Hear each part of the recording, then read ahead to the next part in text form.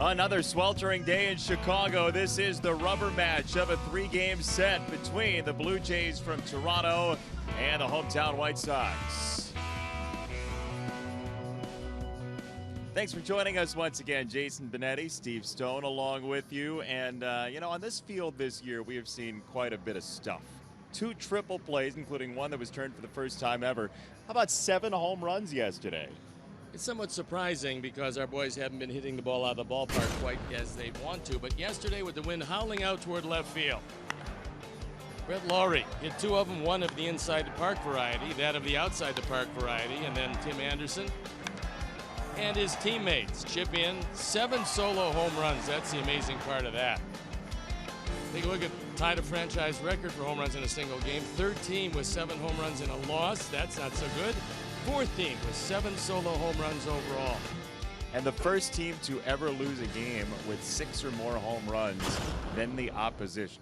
A lot of things happening in yesterday's game. And the guy for the Blue Jays that has to face this offense is Marcus Stroman. It's going to be an interesting matchup today because you've got a couple of young pitchers. One a little bit younger as far as major league wise, and the other, well, the other is Chris Sale. So this should be a good matchup. And Chris Sale, 12-2 this year. Trying to be the first major league pitcher to win 13 games. Last time out against Boston, he was absolutely brilliant. That high-powered offense couldn't touch him at all. And Chris Sale at 12-2 is doing it as well as anybody in baseball. There you look at what he's done against the East. He's undefeated. Against the Central, he's had some issues with a couple of teams. Against the West, also undefeated. So Chris Sale, 3-2 lifetime against Toronto. His opponent, Marcus Stroman. You look back to 2014, before his knee injury, was 11-6, his ERA, more than respectable. Last year when he came back from the knee surgery, he was 4-0, 167. This year, post-knee surgery season, he's up over 5 with his ERA despite a 6-3 record. So this is a guy who's never had any good luck against our Sox. Over a 7-point ERA lifetime. Let's hope that trend continues today. We'll see how the ballpark plays this afternoon. If it's anything like yesterday, get the offenses ready again and get your gloves ready in the outfield. Sox and Blue Jays coming up shortly. Chicago White Sox baseball is brought to you by Miller Lite, the original light Pilsner. Cheers, it's Miller time. Honda, start something special with a great deal on a Honda now at your Honda dealer. Xfinity X1 will change the way you experience TV. Ford, America's best-selling brand 6 years running, inviting you to check out our fuel-efficient lineup at your local Ford store or at localfordstores.com. And by your Chicago and Northwest Indiana Hyundai dealers. Test drive their all-star lineup today. Visit buyhyundai.com.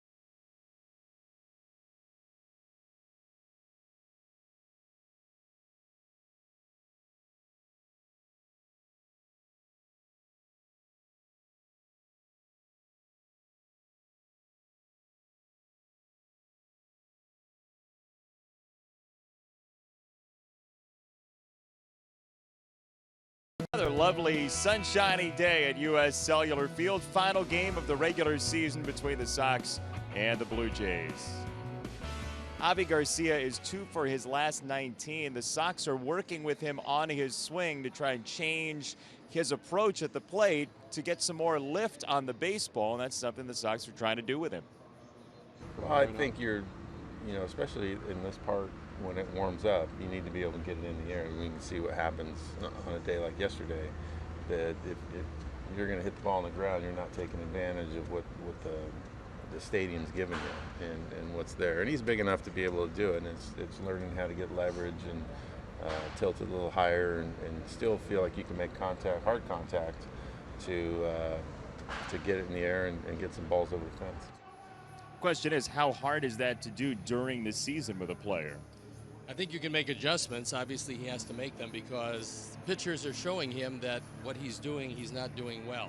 So they call it launch angle. It's of vital importance. If you don't have that, you're not going to be able to hit home runs. He's strong enough to hit a lot of them. So we'll see if when he gets back in the lineup, if he can launch a few. He is out of the lineup today. Sox and Blue Jays getting ready for game number 3 of this 3-game series. And we will have first pitch for you just around the corner.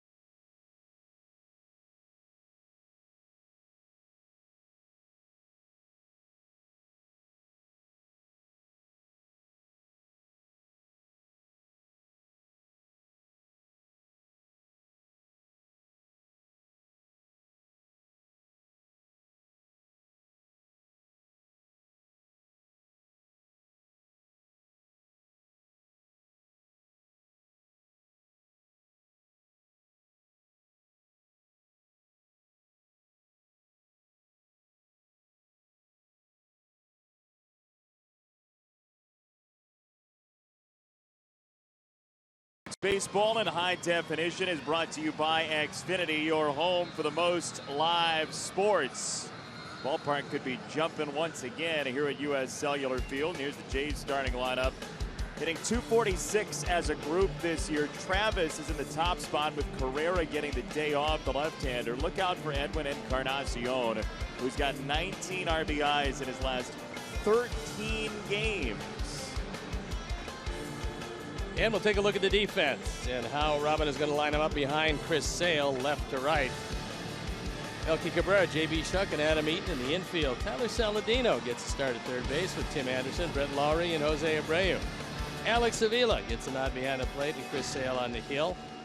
Chris has had a wonderful year. Should propel him to the All-Star game, looking for win number 13 in this his 16th start. ERA at .283. He's been brilliant. Opponents hitting just .214. And so let's take a look at the umpires that Chris is going to have to deal with. Lance Barksdale behind the plate, Ted Barrett, the crew chief at first, Gabe Morales at second, and Angel Hernandez at third. So as Chris digs himself a foothold on the mound, they've thrown the ball around the infield, which means we're ready to play baseball. I'm ready to turn it over to my play-by-play partner, Jason Bonetti. So then why don't you go ahead and do that? Okay, if you're I'm ready. Turning it over. I'm passing the mantle. Here it is. Thank you. Be careful with making it. I appreciate it. Devin Travis leads it off for Toronto, which comes in at 41 and 35, and Travis looks at strike number 1. How about this? 13 straight games for the Sox in which at least one team has scored in the first 2 innings. A lot of early runs the last 2 weeks involving the Chicago White Sox, as Travis hits a ball into right field, and Adam Eaton's purview for out number 1. Well, obviously, it's a big advantage if you score early, although it hasn't really meant that you're going to win the ball game in the Sox streak. There's John Gibbons, and he is one of the better managers around, one of the more colorful managers around. He managed to stay in one of these 2 games, but being fiery and being a really good guy, he understands he's got a ball club that's on the precipice of being right there in the East. I mean, they're in contention. They got a strong team. John Gibbons has not been monkeying around in this series. That is for sure. First pitch to Donaldson, a strike. This guy is as hot as anybody. He's got a hit in 16 of his last 17 games, playing third once again today. A couple of home runs against Chris Sale in his career for Donaldson. Sale's allowed 11 so far this season. Shot to right, and should be extra bases for Donaldson. Eaton gets to it quickly. This is going to be a play at second. Donaldson is out. Adam Eaton strikes again. That's assist number 9 for Adam Eaton. He leads the major leagues in that department, and when Donaldson hit that ball into the corner, he thought there was no way he wasn't going to coast into second base, and Adam Eaton had other ideas. He got to the ball quickly. Donaldson slices it into the corner.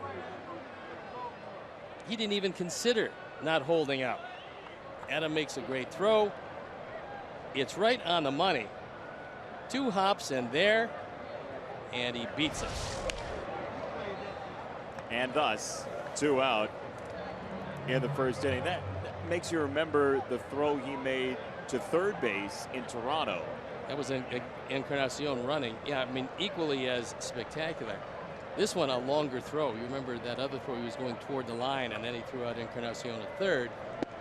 But Adam Eaton's had, to say the season's been remarkable is understating what he's accomplished. You just can't run on him anymore. I mean, Donaldson never even considered there would be a play at second, let alone be out at second. And there goes Encarnacion. Minimum for Sale in the first. Thanks to Mr. Eaton and Wright. No score after a half inning.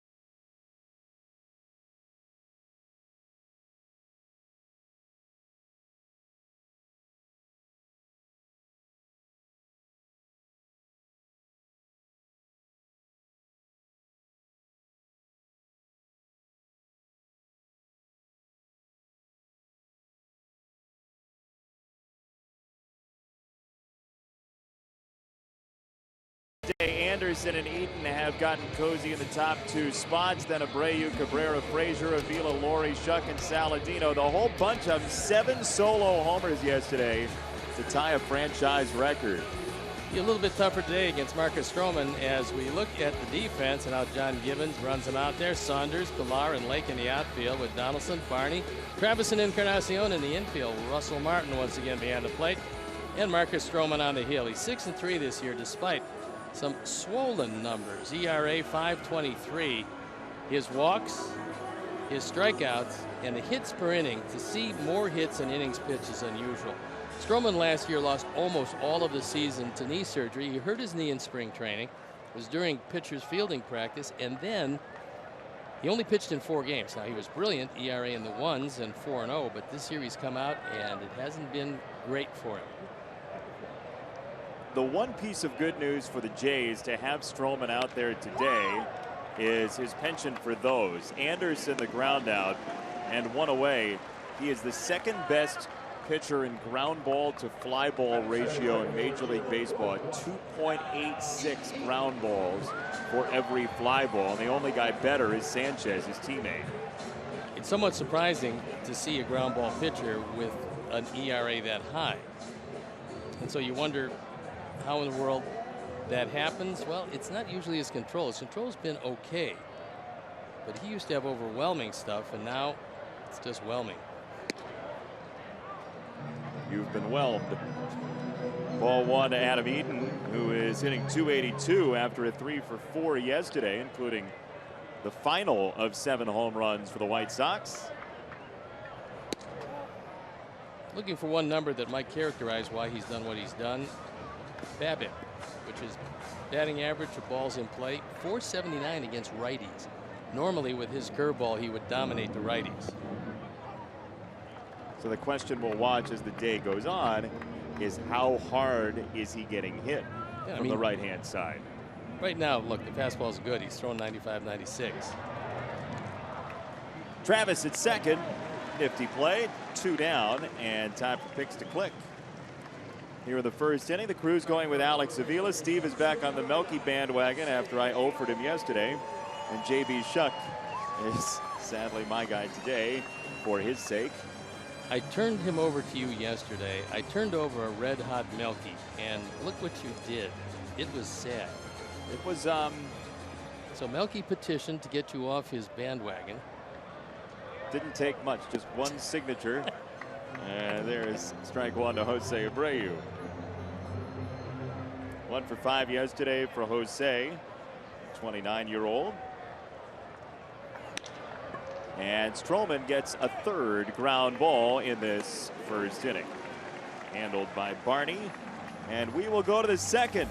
Each pitcher has faced the minimum through 1.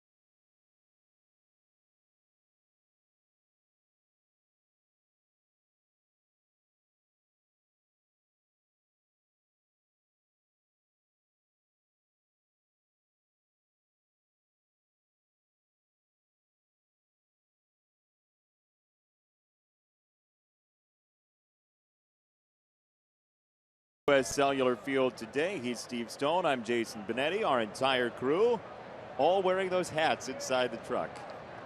Now that's really a terrific look, and I thought earlier if you watched the weather forecast you would have realized they would have come in awfully handy. Now they're good for blocking the sun, but we thought there was going to be a whole lot of rain today, and fortunately it hasn't worked out that way. Michael Saunders with a pop foul. Well, Tom Skilling was never wrong, and he had Bright Sunshine and Game Time. Oh, that's some ingenuity. Well, right he's also wearing the Jose Bautista beard, which along with Jose Bautista has been disabled. Joey Beard. Outside, ball to strike on Saunders. I hope that young man's big toe is doing better than Jose Bautista's, because it's put him on the shelf. Yeah, the whole turf toe thing. It's difficult. Yeah. When Austin Jackson, before he had the knee injury, he had the turf toe, and he said, we were talking about this a couple weeks ago, he said, I never knew how painful it was, and number two, I never knew how much I used my big toe until I got turf toe. Lazily hit shortstop Tim Anderson. Out number one here in the second inning. You are a fortune teller. Yes, let's take a look at our injury report, and it is the aforementioned Jose Bautista on the 15-day DL back to June 17th. We talked about problems with his big toe. He hit the bottom of the wall. This year he wasn't hitting the way he can, but overall you can tell he is a prolific run producer, and certainly the Blue Jays miss him. Just his presence in the lineup means you've got to worry about him as well as all the rest of these guys. So we'll tell you about the injury report, and we'll tell you about who to talk to after Tyler Saladino throws out Russell Martin. The injury report is brought to you by Dr. Anthony Romeo Orthopedics. If you have any shoulder or elbow problems, go to RomeoOrthopedics.com, or you can call 312-432-2342. And by the way, I found time among my many pursuits recently to send you a tweet. I saw, yeah. Mostly I caught it because you pointed your tablet directly at me so I could read it. You can tweet at us at Jason Benetti or at Steve Stone. And here's a ground ball to short. Whoops, guess we can't get to that. 1-2-3 inning for Chris Sale. Bottom two coming next. Delete your account.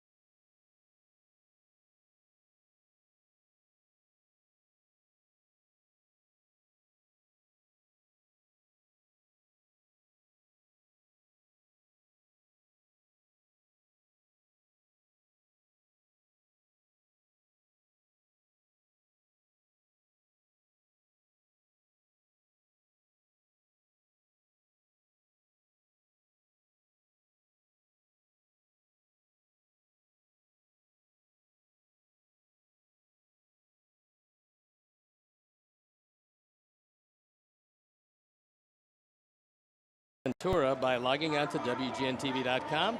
Click on the WGN Sports Game Zone banner for the latest stats and information.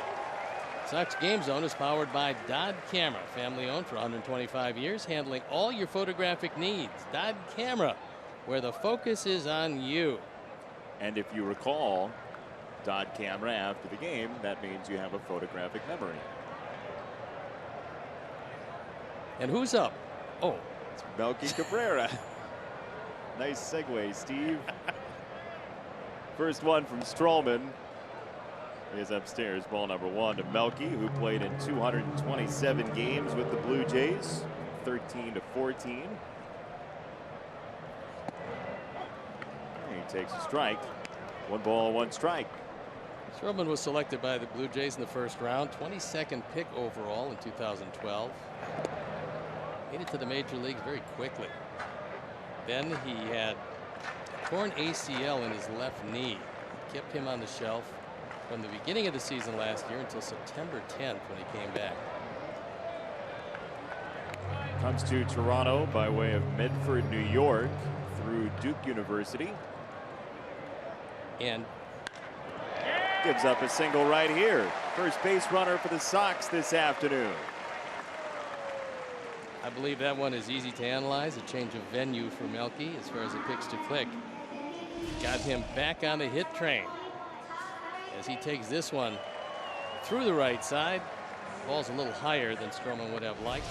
Most teams do not want to take a right-hander at 5 feet 8 inches tall with their first pick. But Stroman's arm was magnificent. I mean, they really loved him, and 2014 looked like he was on his way to greatness. Frazier bashes a single to left. 2014, Marcus Stroman was 11-6. His ERA 3.65. He started 20 games that year, threw a shutout. But the knee injury seemed to set him back. So this one is high enough for Todd to take it through the left side. And the fact that he is hitting a few singles these days bodes well for that batting average rising. Third hit in the series for Frazier. And Alex Avila, who has been hitting the ball quite hard, including a home run yesterday.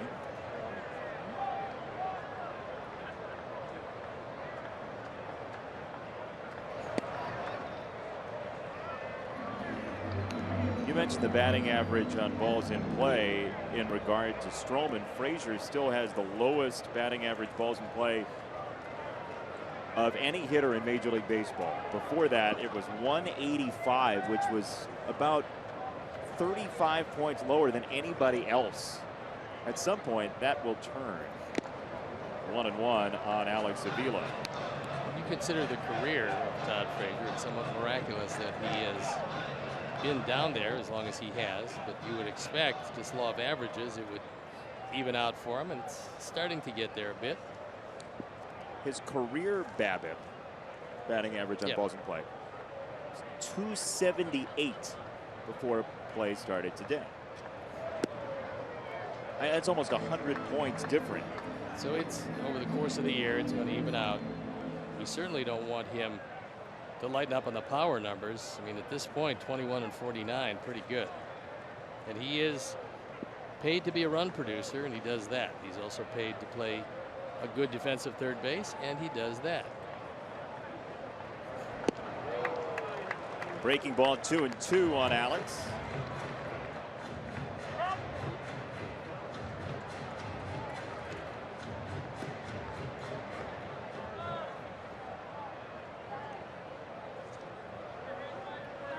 Cabrera a single, Frazier a single, and everything down in the zone or outs in this trip to the plate for the Sox catcher. That's well down. Runners move. Throw is off the mark. Out. He was off the bag.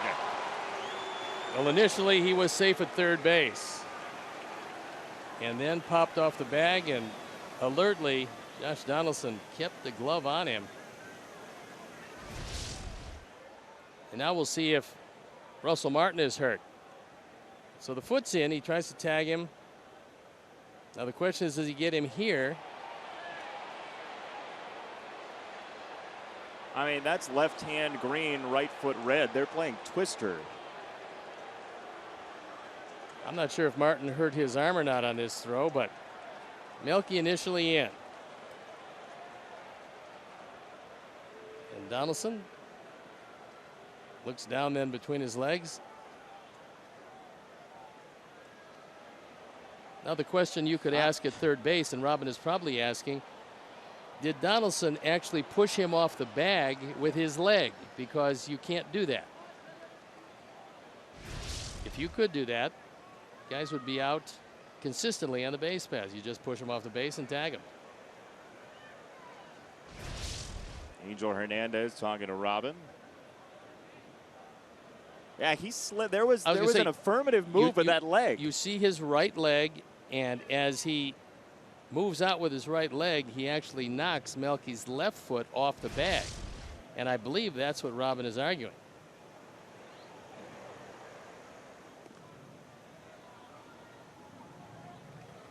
You know, there are multiple ways to move somebody off a base. You can clearly push him or something like that, and you can also slide that leg and make an affirmative move. That was a little more subtle. Yeah. But Angel Hernandez rules he got him. Good call by you. 3-2 on Alex. I think the Sox runners believed that ball was going to get further away from Martin in the first place. 3-2 from Stroman is ball 4. Avila froze for a moment and now wanders to first. 2 on, 1 out. It's surprising that Stroman did not go with a high fastball in that sequence. He threw 3 low breaking balls in a row. And if anybody on this team is going to draw a walk and work the count, it's going to be Alex Avila.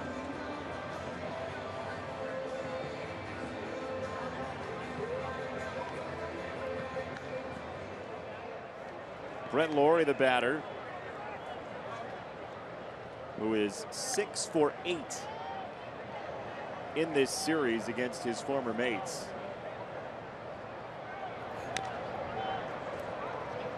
He had the inside the park home run yesterday and then another home run. And he said that he has never had an inside the park homer ever, anywhere. Little League, in Canada, playing in the backyard. It's pretty amazing. High school. He's got good speed.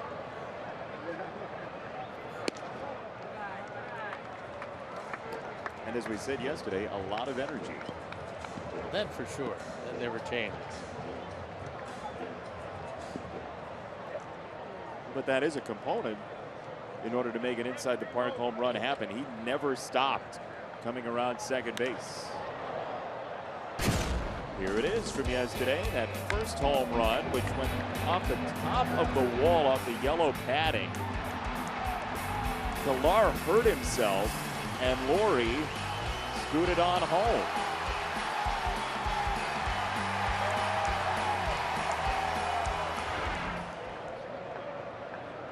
Ball and 2 strikes.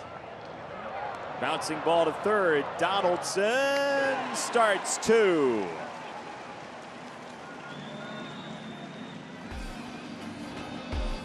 Stroman gets the ground ball. The inning comes to an end. No score after 2.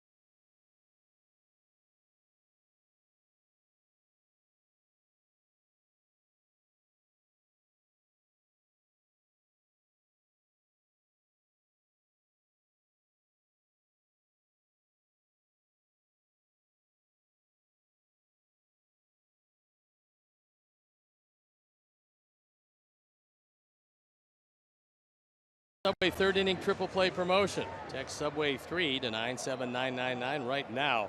And a 300th texter will win a $30 gift card to Subway restaurants in the Chicagoland area. Subway, fresh is what we do.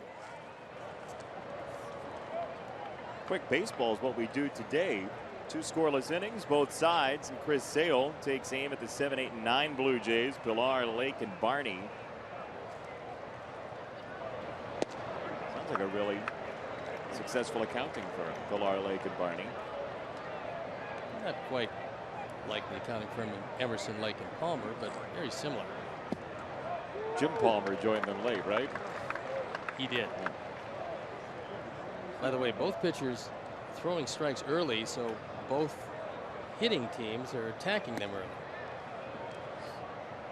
Ball and 2 strikes on Pilar. 0 for 5 yesterday. A little hot for a Hood, don't you think?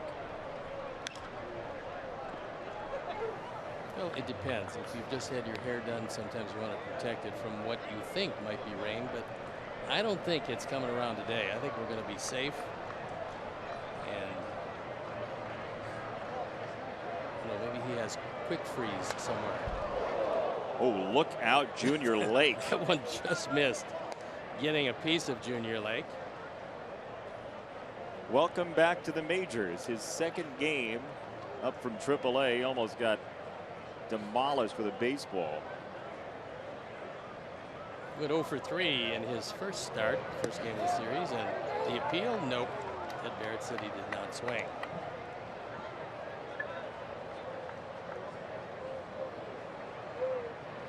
We need to get you one of those hats.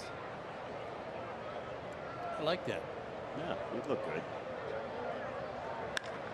On the grounded foul from Pilar. Somewhat surprising. Coming into the game today, Chris Sale had just 7 of his 102 strikeouts on his changeup. His changeup, one of his biggest weapons. Now, he used the changeup to strike out Encarnacion to end the first inning.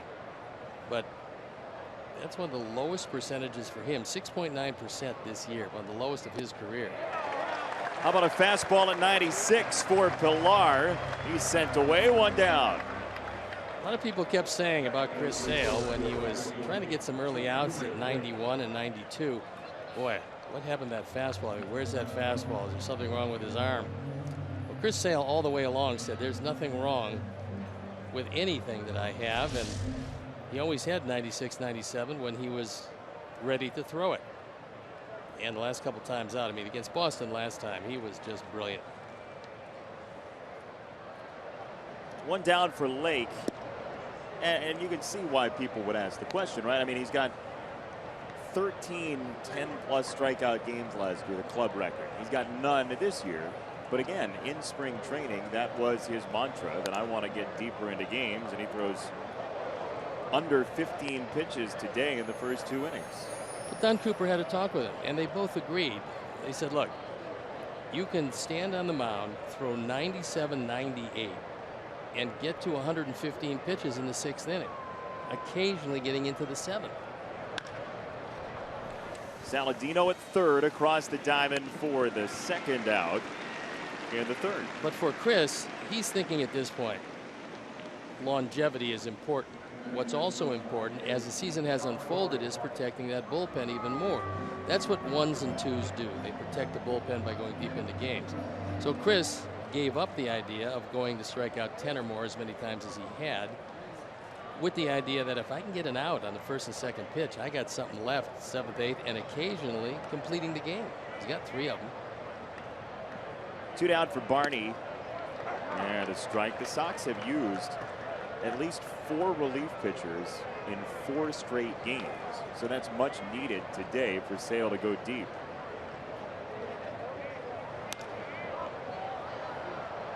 And he's certainly going to be able to do that, you would expect. He's got very good stuff today. The slider is snapping. His career ERA against Toronto is 2.25. He does have a 3-2 record. 2.25 against the likes of these hitters is exceptional. In the air, center field, J.B. Shuck is there. 7 in a row sent down by Sale. 2.5 deep. Still no runs.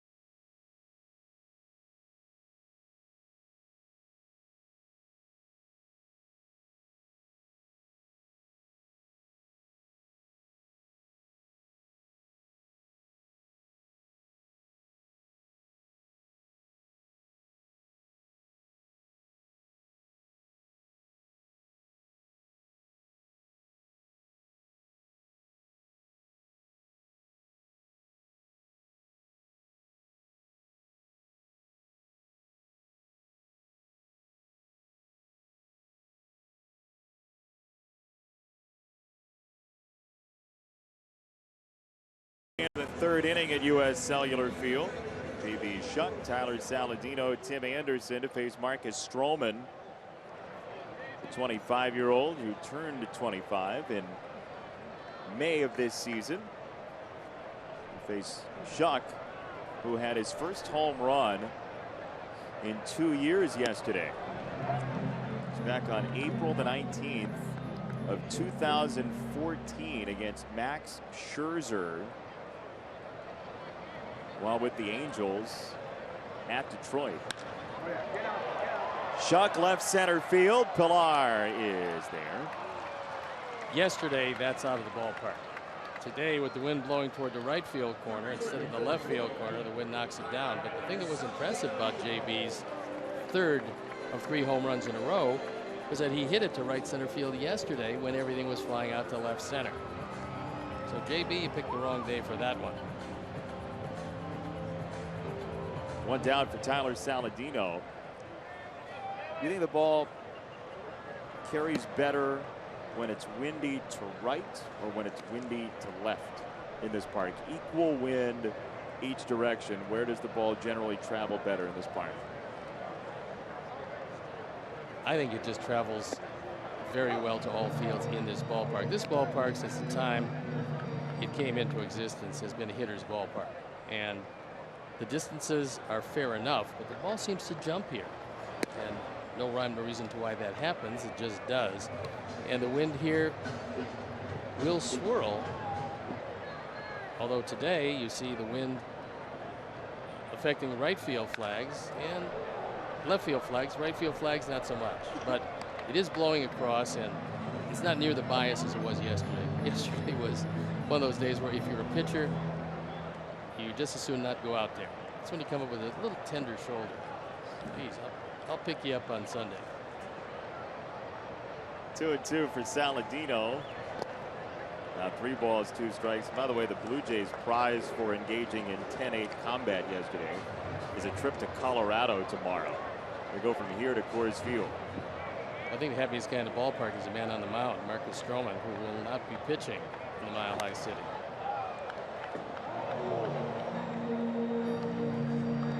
Although if anybody's going to be successful, it's a guy who throws a lot of ground balls, and Stroman has done that this year. He got the ground ball when he needed it off the bat of Brett Lawrie, get out of what could have been a very troublesome inning. Other way again, and foul from Saladino, who will see an 8th pitch. Cleveland is leading Detroit 8-2. Tribe has won 8 games in a row, and they're in the process of pushing just about everybody out of what looked like a hotly contested race. Well done by Saladino to draw the walk with 1 out. And we remind you to celebrate the holidays in the middle of summer with Christmas in July on Friday, July 22nd. Purchase a specially priced game ticket and receive a voucher for a White Sox Santa hat. Christmas-themed events will take place during the game. Stay for the post-game fireworks set to Christmas music. To purchase, visit whitesox.com/Xmas. Well, we've got Christmas in July. We've got halfway to St. Patrick's Day. Can it be quarter way to Simchas Torah soon? It's in the offing. You can take care of the accoutrement. I actually have no idea when that is. But you don't? No, I thought it'd be a good promotion. Ball gets away from Encarnacion at first, and Saladino peels off to second. There's a break.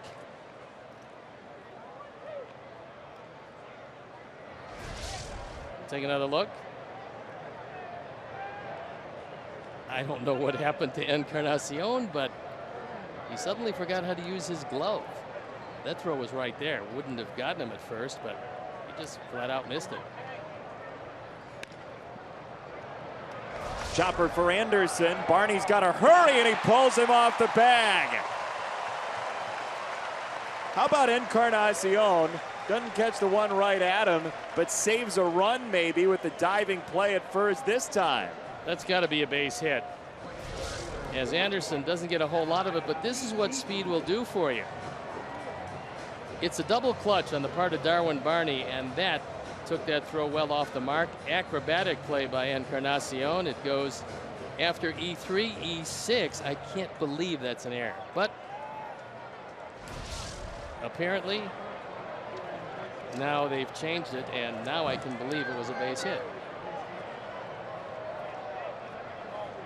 Things change very quickly. Eaton shows bunt and pulls it back. It's Bob Rosenberg in a state of flux. What I like about Rosie is simply this, that he will change his call if he believes when he looks at it again he had made initially the wrong call. We have replay, might as well use it. And a lot of guys won't do that. Yep. Eaton lays down the bunt and rolling foul. A good attempt if it was fair, even though Adam most likely would have been out. He would have driven home the first run of the ball game. Adam has been a more willing bunter from that 2 spot. Well, he has, because the 2 spot has more responsibilities, and his bunts in the 2 spot either 1, send home a run, or 2, will take a guy from second to third. He's willing to do that. And there is a interesting look at Bob Rosenberg. It was Bob Rosenberg if he were not behind glass. I can understand where he would be. It's 88 today, so. Eaton the bunt. Stroman comes home. Safe! Tag was late. The hand was in. Saladino. 1-0. Oh, a nice head first dive by Tyler Saladino, and it was a throw by Stroman that allowed him to slide in safely at the plate. The throw was on the first base side of the plate. Now he's going to get him here. But that throw, you see Russell Martin having to go from the extreme first base side of the plate, having to drag the ball and the glove across with him, and he couldn't get him before the hand's on the plate. Nice slide, but not a good throw by Stroman, who was unhappy with himself. Sacrifice fielder's choice, RBI the call, as Eaton knocks in Saladino, who slithered around Russell Martin. RBI number 24, more important than that, gives the Sox a 1-0 lead behind Chris Sale. Abreu searching for more. Ball and a strike. Are you surprised Eaton ended up laying down the bunt after showing it twice? No, because he realized with the speed of Saladino, his plan was just get it on the grass. You don't have to try to bunt for a hit. Just make contact, get it on the grass. It was a safety squeeze. Saladino was not running with the pitch.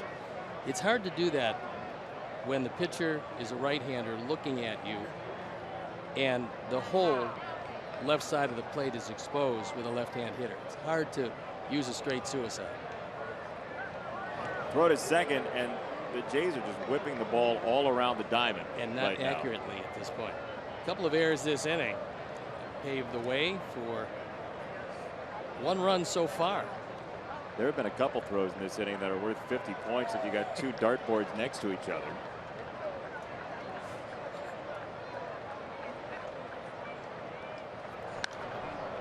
On a fastball, Abreu golfs it foul. Stroman had not been hitting 95 nearly as much his past couple of starts. He's ramped it up to 95 a bunch of times today. The only thing you worry about, if the sinker is your pitch, you worry about being so concerned with velocity that the ball's going to stop sinking and lose the movement. Eaton at first, Anderson at second, 1 out in the 3rd.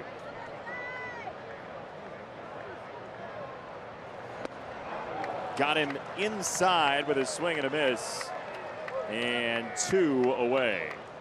That one did have sink on it at 94. See where Martin wants it. Pretty good late movement on that, and he throws it by him.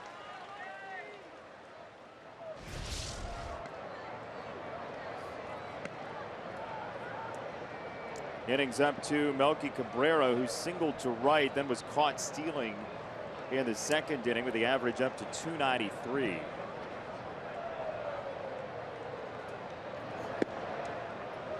Breaking ball outside, ball no strikes.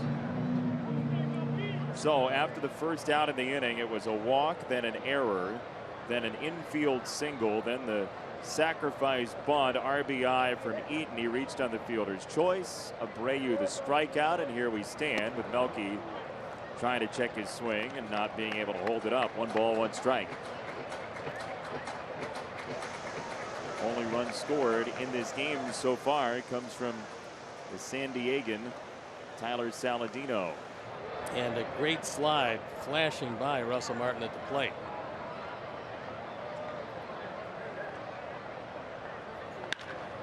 Ripped to right field by Melky. Anderson shows off the speed. Eaton on his way to third. It's 2-0 Sox.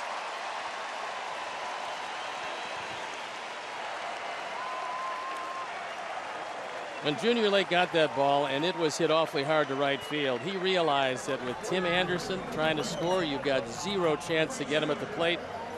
Anderson, not only wonderful speed, but he cuts the bases very well. And that means that he gives himself a good angle so that he doesn't have to take a big, wide turn. In horse racing, it's called saving ground. In the major leagues, it's called scoring runs. And Melky, a quick embrace for Encarnacion. Melky is one of the great huggers of all time. He bluffed running over at first and then slammed on the brakes. Yes, we are all hoping that it continues to be a bluff. He allows Todd Frazier to complete his at bat. He is a volume hugger. He is a very playful fellow. He when he does achieve that first stolen base, it will be just that, his first stolen base.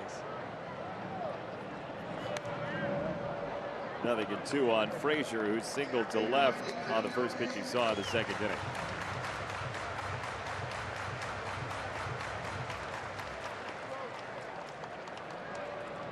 Tim Anderson, the infield hit, and he scored a run.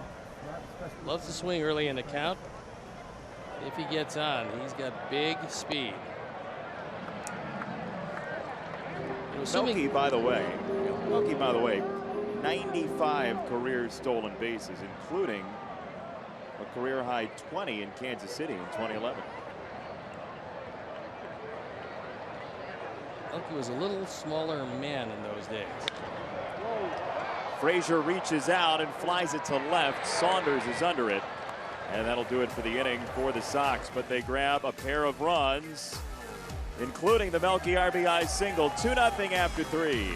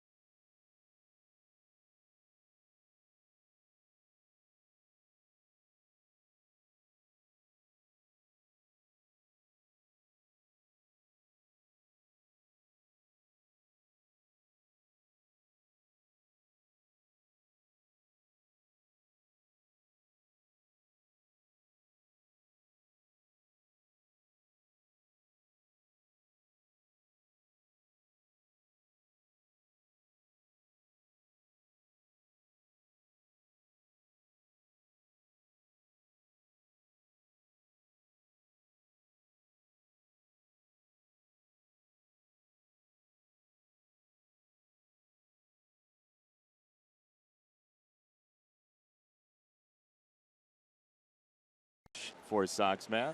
And we do have a number of new items. They revolve around Southpaw. We have a cornucopia of Southpaw memorabilia. We have all kinds of things that aren't even up here, things that you can get. We've got some glasses. That's autographed by Southpaw, and if you've ever seen his paws, you'll realize that's not an easy task. So a lot of things. We've got the ever-present Altoids. We have one of these. Nice. If you can fill this with, well, it's Kids Club. Fill Can it I with open formula. that with this? Sure. Is that possible? Is that how that works? No, I haven't It's found not. anything to open it yet. You but don't think so? yeah, we have an opener with a cap.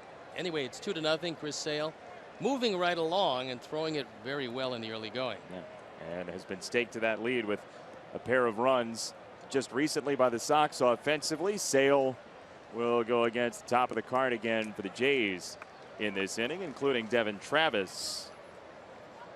The more you see of Travis, the better you like him, because defensively he's made some sparkling plays in the series. On the ground, Anderson kicks up dirt, flings it to first, not in time. Very close, though. It's a great play by Anderson, but Travis with a little too much speed. So on display today is just about everything that Anderson can do. He shows you his range. He's got a strong arm, although a slower man would have been out at first, not Travis. And we've already seen the speed on the base paths.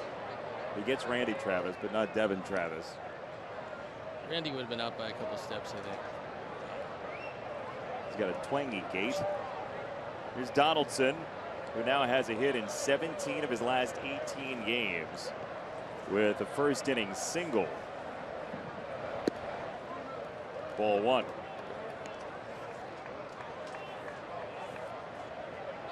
Perhaps he learned a little something about running on Adam Eaton that a lot of people have found out this year especially. And the answer is don't do it, because he will throw you out. There's that sharp break, 1-1.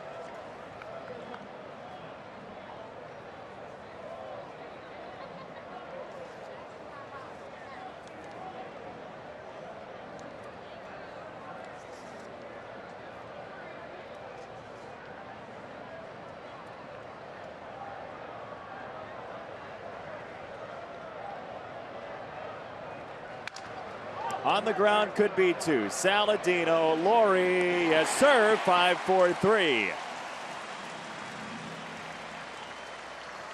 They had a good straight change, and he had Donaldson well out in front of it.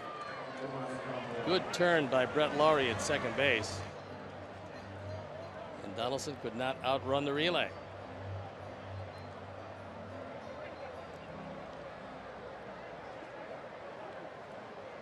So Sale still has faced the minimum despite a pair of singles for the Blue Jays.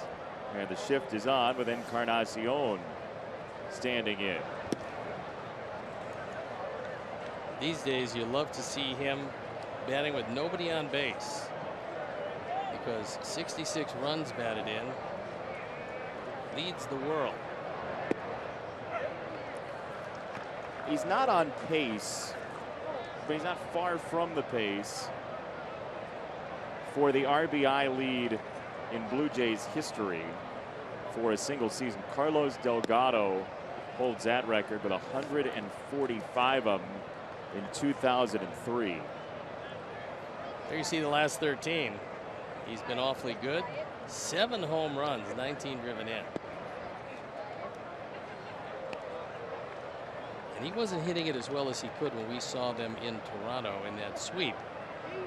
But looking at his career numbers, you'd have to figure he would have started to heat it up, and he's done that and then some. First walk today for Sale. 1 on, 2 out.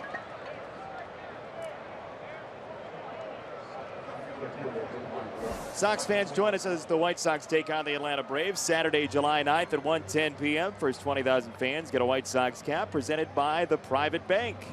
Purchase tickets today by visiting whitesox.com or calling 866-SOX-GAME.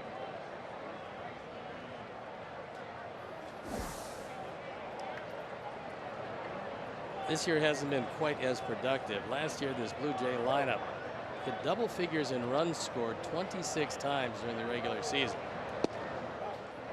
We talked about their total runs scored. It was 891. Nobody else in all of baseball even got to 800 last year, so it shows you how prolific This team was. They were 93 and 69 last year. They're at 356 runs today. 76 games in, so 5 short of halfway. They are still on pace for a pretty good season, but nothing like the 891 from last year. And with Bautista being out and they don't know how long that's going to be, that's not going to help them any. Saunders fouls it off. One of the best power hitters against left-handers in Major League Baseball. Michael Saunders. He's got more home runs against lefties as a left-handed hitter than anybody else, including that animal. Like a balloon penguin. Yeah. Is that Phil's brother? Yeah, I think that is Phil. Who's that penguin down? Half swing, grounder, foul. That would have been big trouble.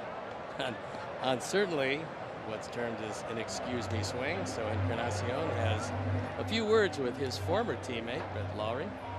If you can possibly have a few words with Brett Lawrie. Yeah, if you leave. I noticed he was running away as he was talking to him.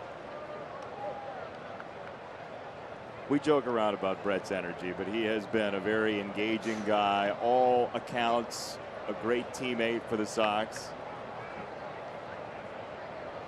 Never stops going. 1-2 upstairs. Yeah, but he's been very receptive with you. Whenever you've asked him questions about anything, he doesn't skirt the issue. He will give you an answer to it and explain why he did whatever it was he did. Yeah, for longer than you expect. Well, without yeah. periods.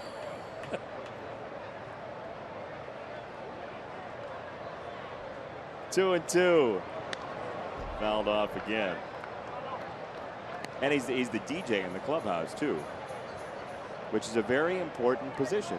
It is, because nowadays it sets the mood for things. He's an eclectic guy too. He watches The Voice from NBC and that program.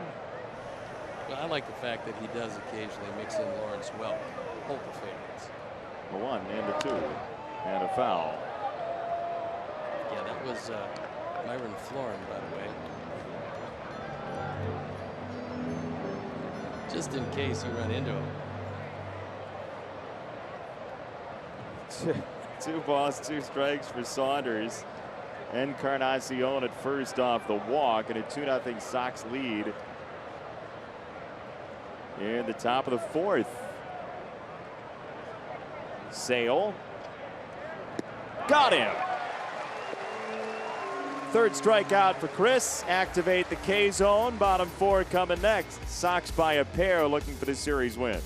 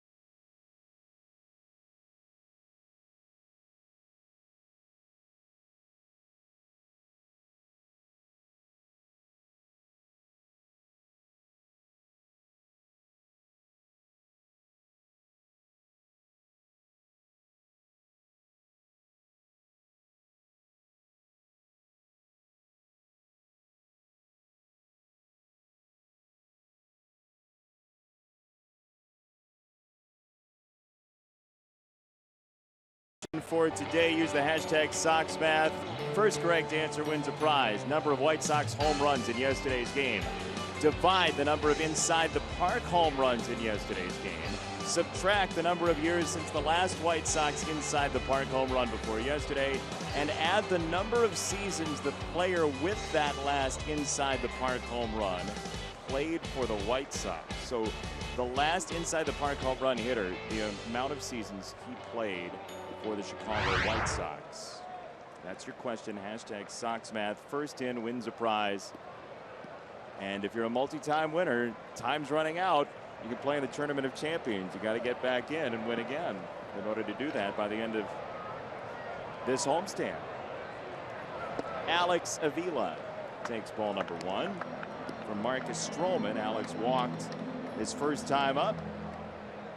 The Sox lead 2-0 thanks to RBIs from Adam Eaton and Melky Cabrera this afternoon.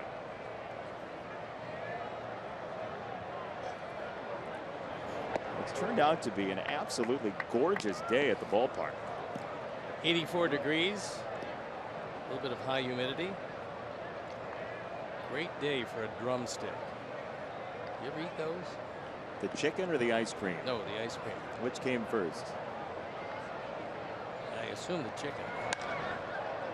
Avila, sky high left field. These outs have been very timely today. Saunders, the catch, one away. Sox fans, our pregame patio parties are the best deal at the ballpark. You get a game ticket and an all-you-can-eat buffet catered by Baseball Buffet, wine, and Miller beverages. Patio opens 90 minutes prior to the game, closes 30 minutes after the start of the game.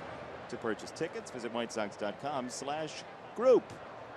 Let's send long birthday greetings to Kevin Wicklet. Big Sox fan, turns 40 today. Happy birthday, Kevin.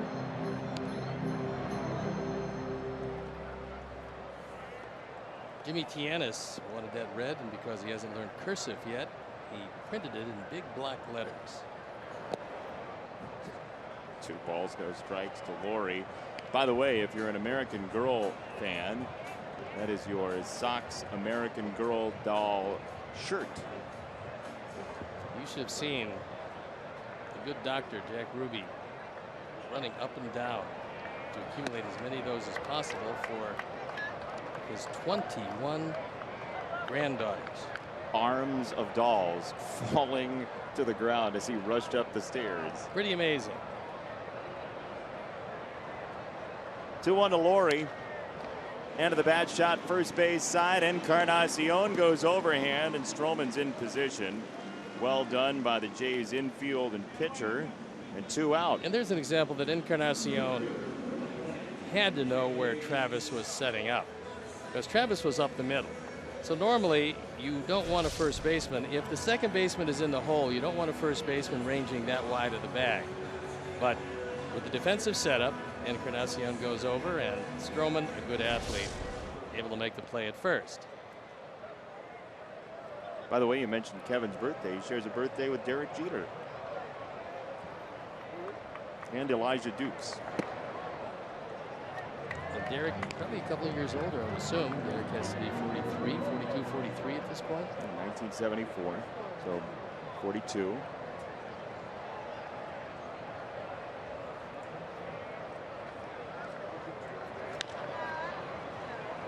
Foul again.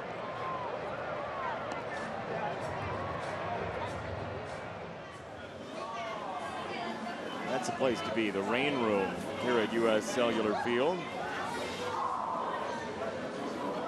Stay there for innings at a time. Well, when we saw the early forecast, I thought the whole ballpark would have been the rain room, but fortunately it hasn't worked out that way. You know, anything disrupting Chris Sale. And the worst occurrence would have been because the showers looked like they were going to get here around 2 o'clock or so. We worried about going 2 or 3 innings, having a long rain delay, but it wasn't to be. Off of Stroman. Nobody's going to get to this one, and Shuck is safe. Question is Stroman all right? Well, he was waving toward the dugout. He said, "I'm fine."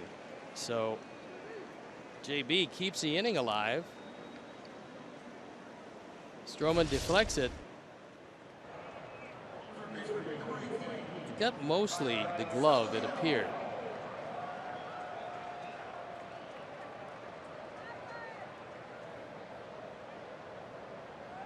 Fifth hit, unlike yesterday, all singles.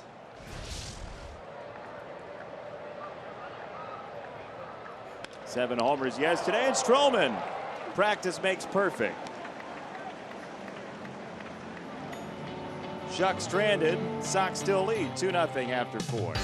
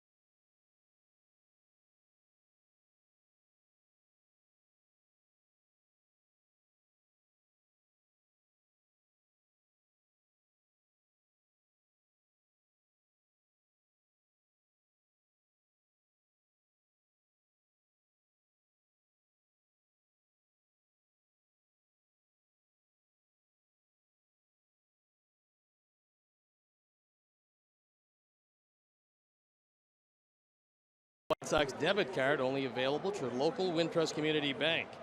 Go to wintrust.com/White Sox to learn more.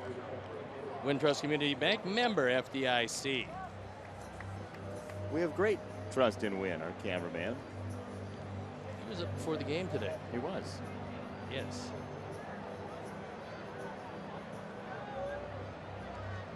Then he had to Brexit.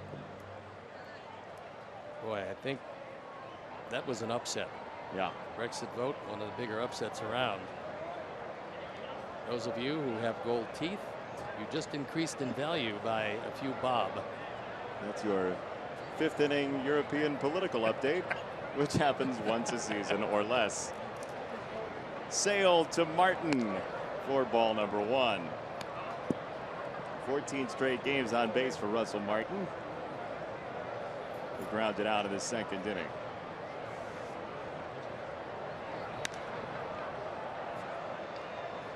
Right side, Eaton tails it and has it. Foul territory, 1 out. We have a multi-time winner getting back in with a victory. This Tournament of Champions is heating up for SoxMat. 7 homers yesterday, 1 inside the park homer. That makes 7. If you divide them, subtract 7 years since 2009, the last inside the park home run for the Sox. Add the 4 years that Scott Podsednik played for the Chicago White Sox, and Jack, the Sox guy, was the winner of SoxMat today. He will get a prize from Steve Stone's suitcase. Once you win something off the prize shelf, we go deeper. Steve has to give you one of his personal belongings. I can certainly accommodate most of your needs. Tulowitzki wraps it to third. Saladino for the second out of this 5th inning. Chris Sale has been absolutely brilliant today at changing speeds.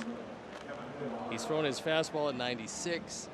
He's thrown it straight change. He's throwing what a lot of pitchers like to call a batting practice fastball, which isn't really a straight change. It's just taking a little something off, usually 4 or 5 miles off your regular fastball, and you get a lot of hitters in front. And the Blue Jays are very much in front of what Chris is throwing today. Chris Sale trying to get the Sox back in the win column, as we do there. Win Griffiths, our cameraman. We told you we trust Win. There he is.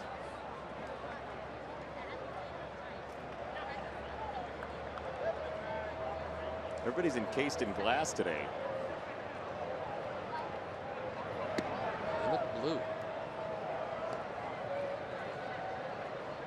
Well, and you can win the Win Snow Globe off the prize shelf. It's currently in production. 2-1 from Sale to Pilar. Fastball to 94. 2 balls, 2 strikes. That was a good fastball. Outer third. And Pilar, who hasn't done a whole lot in this series to this point, is one of the defensive specialists on this team. Right center field, Shuck and Eaton. Adam casually into the alley for out number 3. Sale gets through 5 with a 2-0 lead.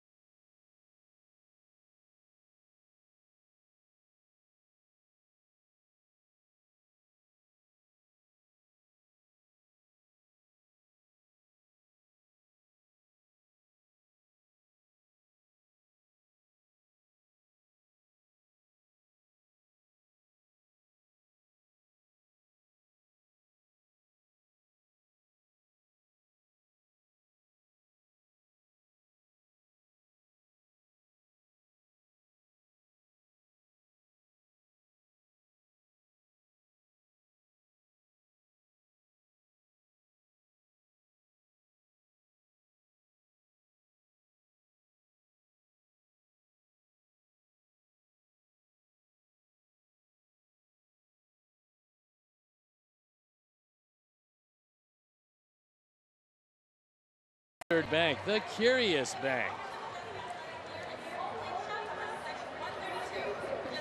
Well, Melky Cabrera figured out a new way to stay cool on a hot day. If you don't have a hose around or a rain room. Squirt bottle. Yeah. That's what you do. Melky had figured out the logistics of that before he did that. But it's a good idea. It's warm down there. Very sharp.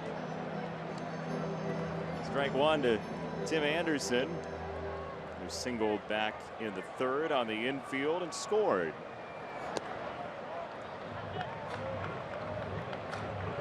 Had a tweet from Matt who says, I may be wrong and not eligible because I live in Scotland regarding Sox math. Everyone is eligible.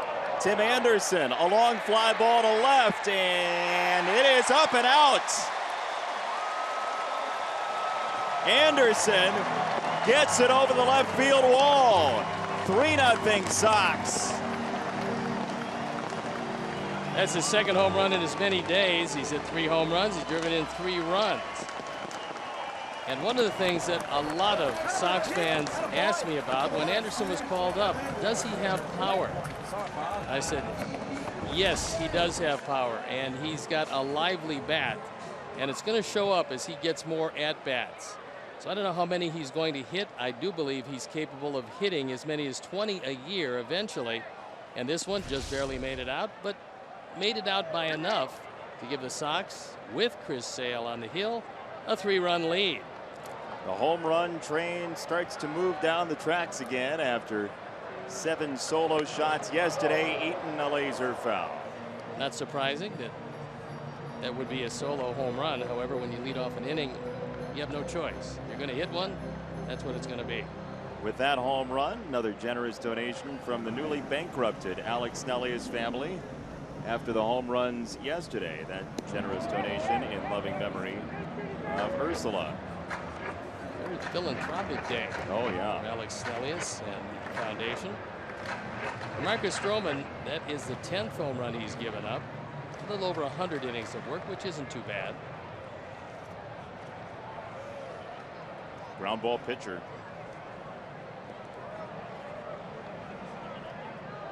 Count 2-1 on Eaton.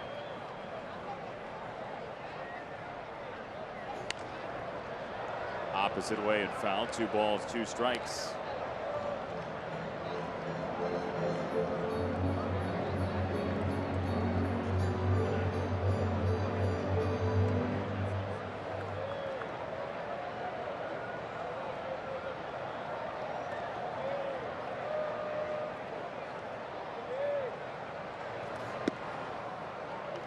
Three and 2 for Eaton with Abreu next, Cabrera to follow.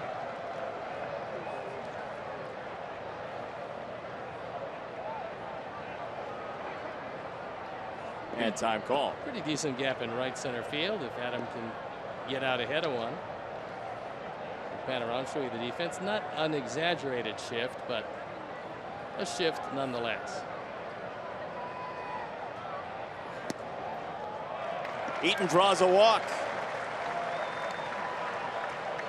Third walk today for the Sox. And Sox fans, join us for Country Music Night as the White Sox take on the Atlanta Braves Friday, July 8th at 7:10 p.m. Stay after the game for a post-game fireworks show presented by Coca-Cola. To purchase tickets, visit whitesox.com/country.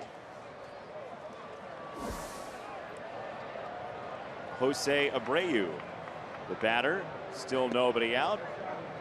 Had a fastball at 93 is strike 1.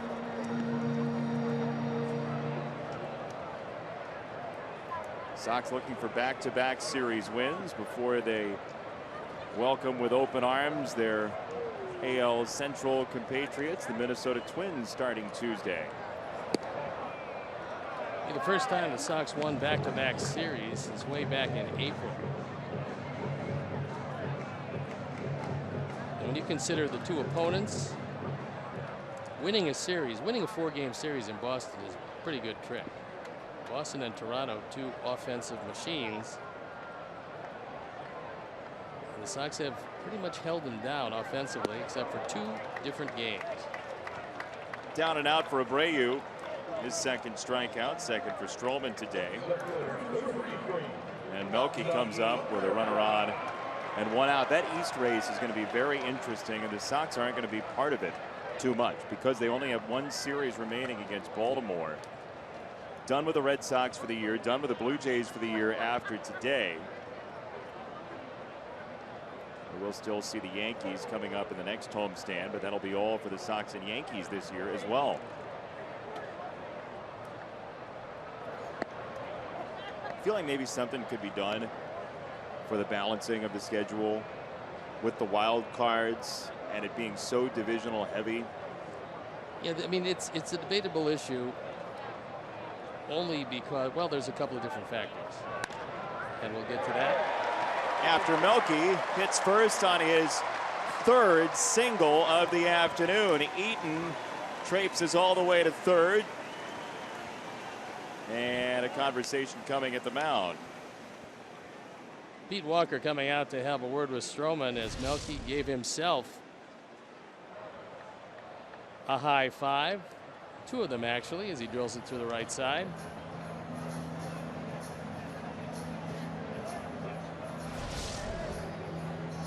So as Walker's out there talking with Stroman, who's been touched up for a couple of hits this inning. He'll retreat, run the runners to the corners. The 2 sides of this. If you want to win a division, you would like to see you beat the teams in your division. That's the argument for the unbalanced schedule that we see now, 18 or 19 games against teams in the division. However, from a wild card standpoint, you might be in another division in a given year, and that division might not be real good.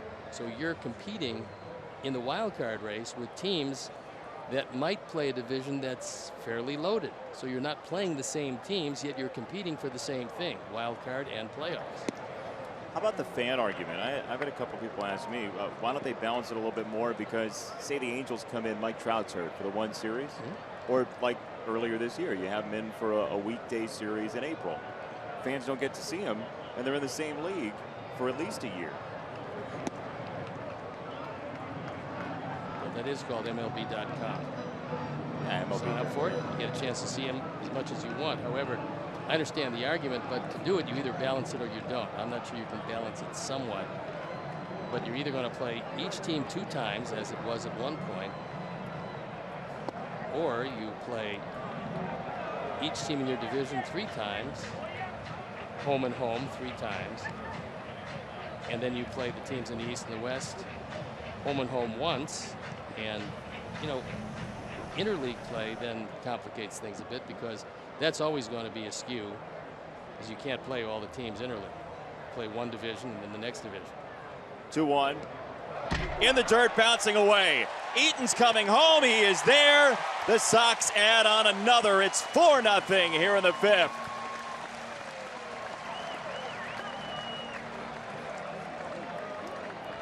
Very aggressive heads-up play by Adam Eaton, because he just took off. If you hesitate at all with this hop right back at Russell Martin, there's a good chance you're out. But you see Eaton, he just takes off right away, and even though the ball comes all the way back to Martin, no chance to get him at the plate.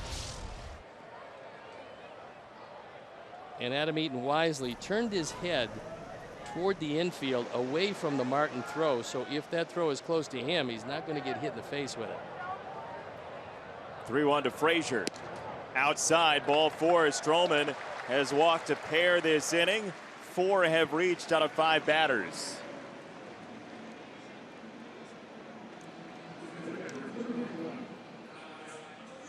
Question for John Gibbons, who you just looked at, is when do you pull the trigger? And the answer is, well, you haven't had anybody loosening in the pen, so you're going with Stroman. 80 pitches through. Cabrera at second, Frazier at first.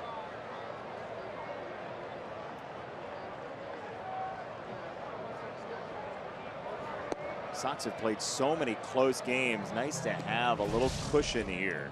Take a look at Adam Eaton, and when he slides, watch him turn his head toward the field of play.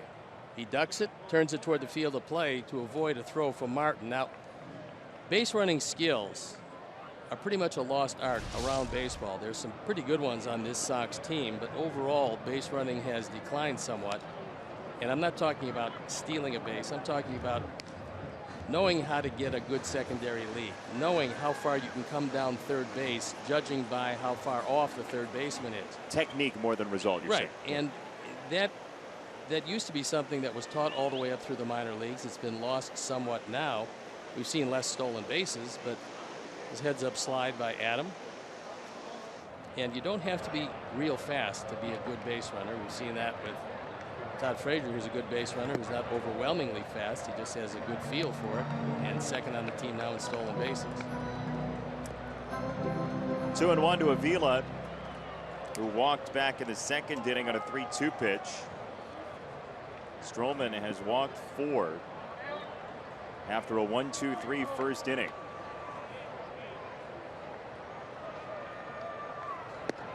Here's a guy, I mean, you talk about long at bats. He is not used to that at all. He's 4th in baseball in pitches per batter faced. 3.5 pitches per batter faced. So lengthy trips to the plate are not his bag.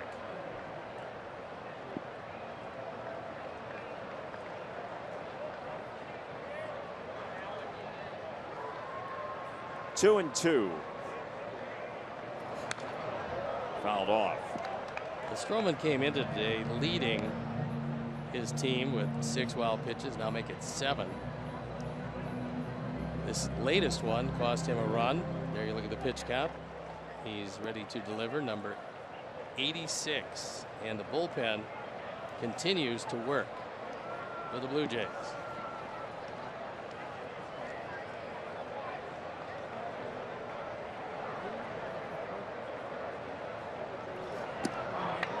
Got him swinging. Second strikeout in the inning for Stroman. And it's up to Laurie to continue the thunder for the Sox. There is the Jays pen. Joe Biagini loosening in that pen.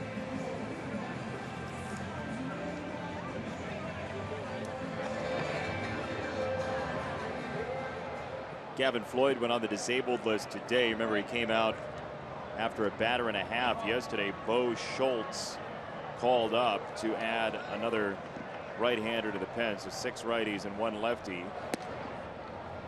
The compliment for Gibbons, the former Major League manager for the Jays and current Major League manager for the Jays. 2-timer in that dugout. You've got to be well respected to be brought back a second time.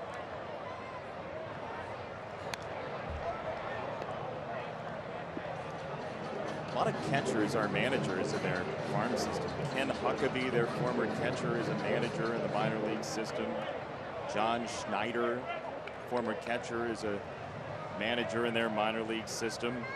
Look around the major leagues, and the biggest position for major league managers by far is a catcher. 1-2 on Laurie. The way they see the game being the reason? I think a couple of different reasons. Number one, they've got the game in front of them. Number two, they have to handle all of the team's pitchers, so they have to know all about them. They have to know all about the other team's hitters. They have to be the captain on the field, in the infield certainly. The center fielder's the captain in the outfield. But a catcher's involved in everything. He's in pregame meetings. He takes a look up. He's got to notice the hitter's feet. It's very important. He's got to notice where everybody's setting up in the infield and outfield if there's a change. And he certainly has to know all of the stuff every one of his pitchers have. Stroman gets 3 strikeouts in the inning. He was touched up for 2 runs. Anderson a homer. Eaton scores on a wild pitch. Sale bankrolled to a 4-run lead.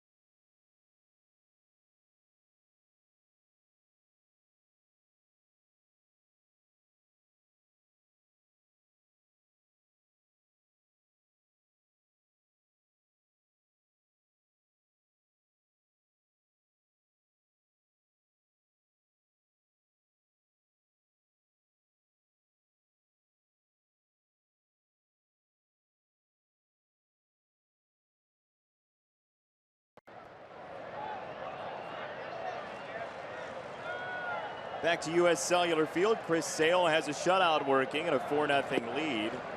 Through 5 on the bump today as Junior Lake takes strike number 1. 56 pitches for Sale, who went 8 innings to the tune of 1 earned run in his first start this year against the Blue Jays. They had such a long playoff drought. They had those teams in the 90s and then basically went barren for a couple of decades, with last year's club bringing the energy back to Toronto. It was 92-93. And They had a lot of power. They had some very good pitching. And they had Cito Gaston. Cito Gaston, the manager, and a very good one, good baseball man, still around, an advisor to the organization. I played against him. Good right-hand hitter. Check swing ball outside, 3-2. They had every component. I mean, they had the power with Joe Carter and the like.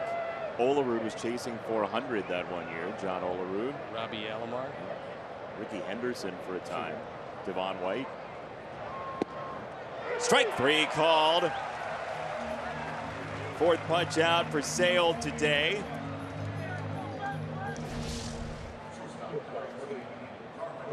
That one just freezes him. Perfect pitch over the inside part of the plate.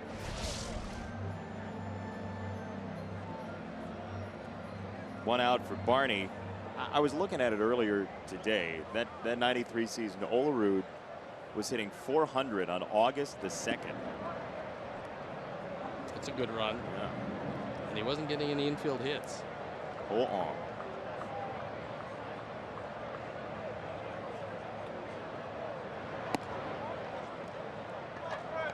2-0 on Barney. Barney is a good butter, has not showed it yet. Outfield playing him as an off-field hitter, and Chris Sale has been very economical this afternoon.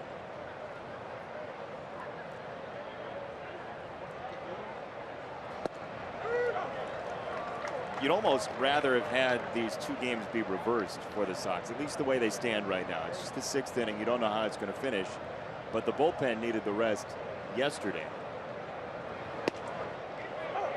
2-2, as shown by Robin Ventura's choice in a close game. He didn't go, as you said, to the typical murderer's row in that bullpen. But if Chris Sale can go very deep into this game, and you would expect with his pitches and the way he is throwing, and he's thrown it well. That breaks in for strike 3, smooth into the bottom of the zone. Back-to-back strikeouts for Sale. Well, Barney might have had an argument with the fastball inside, but that one had the whole plate, and so gets him looking. But you know, if you can keep the bullpen to a minimum today, you're looking at the better part of 3 days off in a row, which is, in the course of the season, besides the All-Star break, is very rare and rejuvenating for the bullpen. So that's one of the reasons that Robin would love to see Chris Sale go as far as he can go in this one, stay out of the pen as much as possible, and save that bullpen with the off day tomorrow, as well as Jones, Duke, and Robertson getting the off day yesterday. Then you have Jose Quintana going on Tuesday after the day off. Disappearing baseball trick right now for Sale. Against those Minnesotas, and Chris just keeps getting better and better. He's allowed just 2 singles. Both of them erased on the base paths. Foul ball. The first single, Donaldson never really established his position on the bases. He got thrown out at second base trying to stretch a single into a double. And the second base hit was erased on the double play. Travis's base hit, Donaldson again involved. He grounded into a 5-4-3 double play in the 4th. 1-2 from Sale. Abreu, Sale, inning over. 7 in a row vanquished by Sale. Bottom 6 next, 4-0.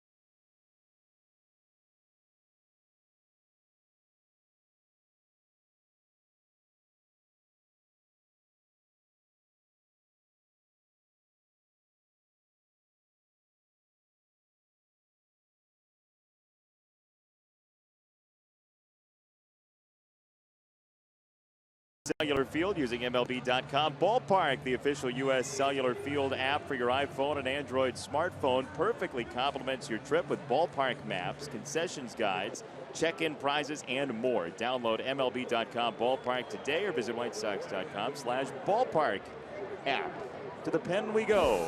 Mr. Stone. 4-0 game, and Joe Biagini comes into this one at 3-2.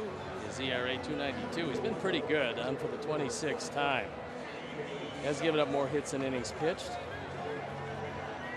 but he's kept the ball in the ballpark. And the one thing, when you look at the home run column and you see 0, that probably means that he's got a pretty good sinker.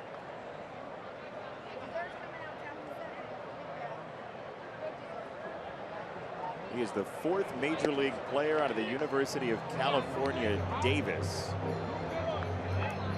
As he stands on this mound, his first major league season. The others being Ty Kelly, Daniel Descalso, and Steve Brown. His father, Rob, his last name coincidentally was Biagini, played for the Giants organization very briefly, 1982.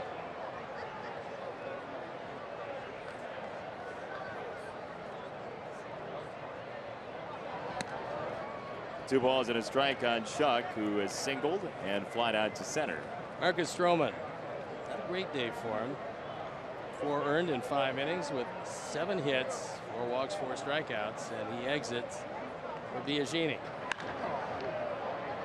Wrapped foul by Shuck. 2 balls, 2 strikes. If you wait too long, the ice cream disappears and the ice cream soup appears. It's an early science lesson on liquids and solids. That's what it looked like for you out in the K-zone that night with that helmet Sunday.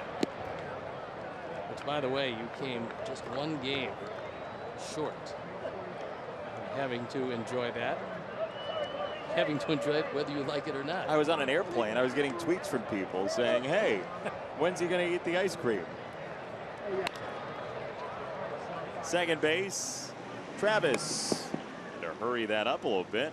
And 1 away. Time for America's fastest growing sensation, where we quiz Steve Stone about his own career. How'd you do against Roy Howell? Sticks and stones. Stoney.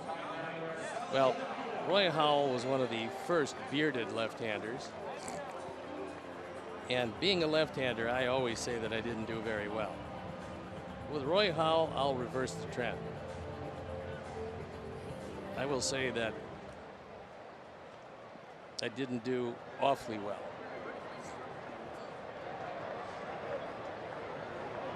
His first pitch is into Saladino, former first-round pick, 4th overall. Roy Howell, back in 1972. I remember Roy Howell is a pretty decent player. Not a great player, but a good player. Barney at shortstop gets rid of Saladino. Middle infield has the first 2 outs here in the 6th. All right, here's your quick answer. He will reveal how you did against Roy Howell. There go the question Eventually, marks. yes. Oh, see, 308.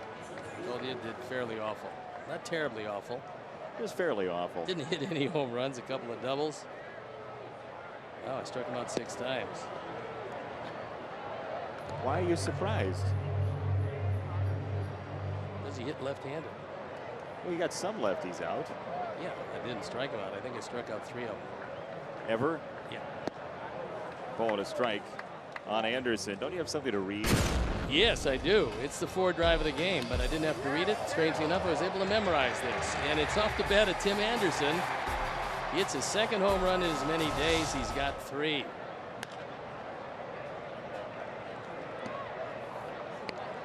He scored 2 runs today, has an infield single. I mean, we've seen a bunch of the tools today. He had the diving play to make the stop on the infield single earlier.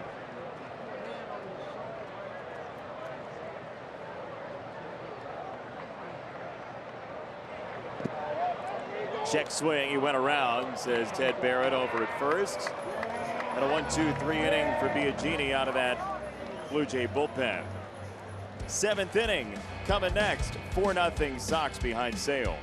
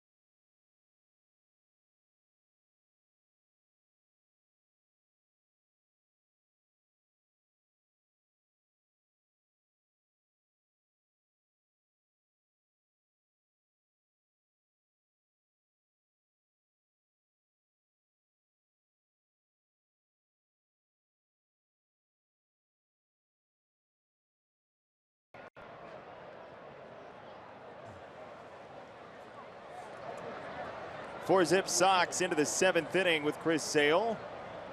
And 2 coming across in the 3rd for the Sox. 2 more in the 5th, including a Tim Anderson homer. Sale to face Donaldson, Encarnacion, and Saunders for the 3rd time today.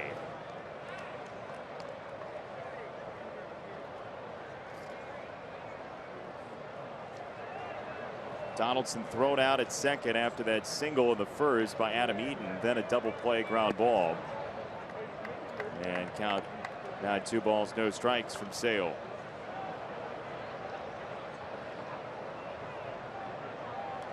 One walk, 5 strikeouts for Chris this afternoon. And that's a fair ball on the ground, and a Donaldson single, his 2nd hit out of 3 for the Blue Jays. In the 1st inning on our Xfinity Speed replay, you'll see why Donaldson took a 2-foot stride around first base on that last one. He thinks he's got a double here. Turns into the 9th assist of the year for Adam Eaton as he guns him down at second base. It was the 2nd out of the ball game and led to 3 hitters, 3 outs in the 1st inning. Speed replay is brought to you by Xfinity. Xfinity X1 will change the way you experience TV. Adam Eaton still leading Major League Baseball in defensive runs saved with 16 of them. Saladino rescues this. Laurie jump throw. Pretty double play. How about that? Very acrobatic. Brett Laurie got the ball and got rid of it about as quickly as you could. And a terrific play by Saladino. Our Mazda replay. Saladino gets it to second base in plenty of time and jumping to avoid the sliding Donaldson. Encarnacion taken down on the back end of a double play. That was a dandy. The strength, the body strength for Laurie, flat-footed to go into the air, make a throw. That is not easy to do. But that man has what appears to be a body fat of around 4.5 to 5%. He is a strong dude. Second 5-4-3 double play for the Sox this afternoon. Now Saunders, who has popped up and struck out.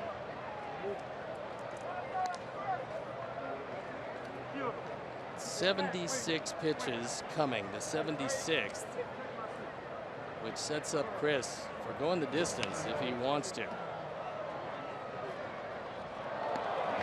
He'd be leading the major leagues if he did go the distance today. Be his 4th complete game. Coincidentally, it'd be the Sox 4th complete game.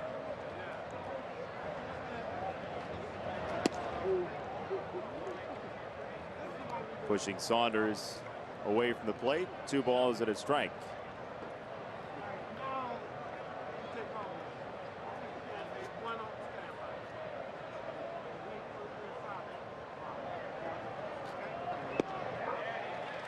He is all messed up on that swing. 2-2 for Saunders. The last time up, he swung at a sweeping off-speed slider well out of the zone to get him. And this is a guy that has hit the left-handers pretty well. Not so today. Strike 3. Chris Sale, human bullpen saver, is through 7 today with a 4-0 lead.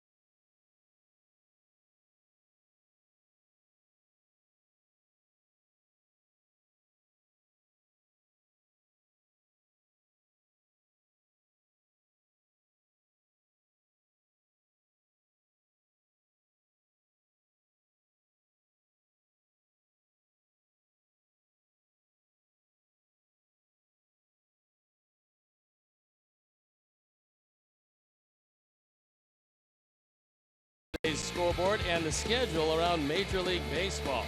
Well, Baltimore won a doubleheader against Tampa yesterday, so the Jays won a game and lost a half game in the standings because of that. Houston and Kansas City deadlocked at 1.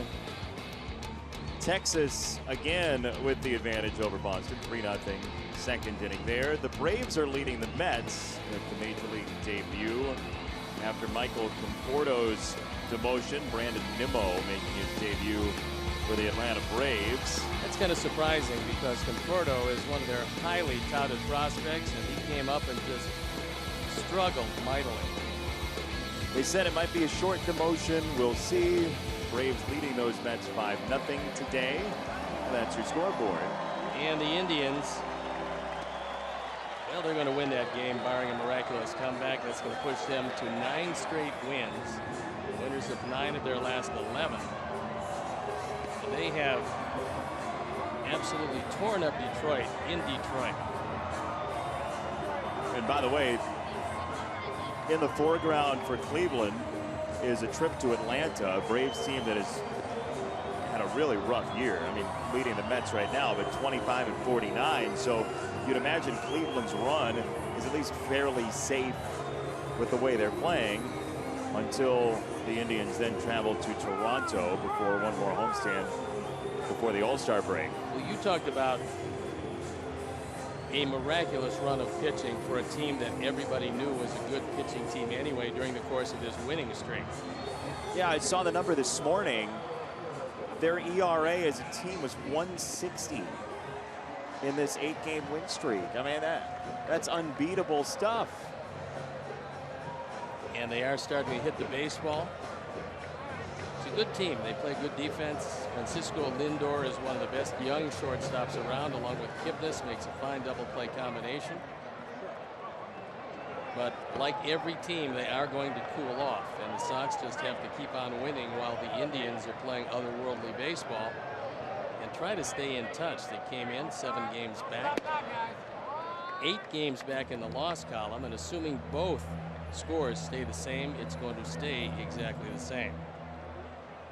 Sox still have 2 trips to Cleveland later on this year. Cleveland comes back in here one more time as Eaton brushes it back to the mound, and he is retired for out number 1 in the home 7th.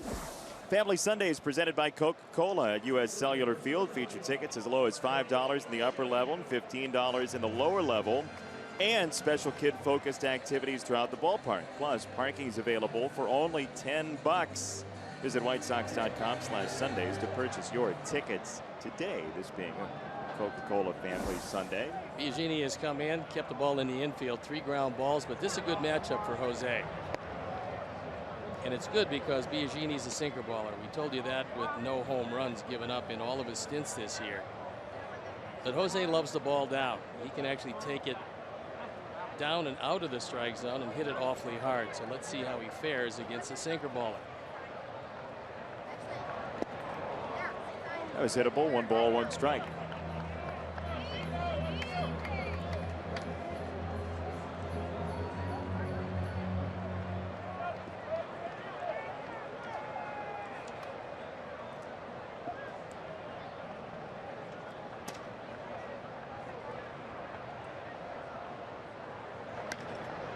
Off the fist, second base.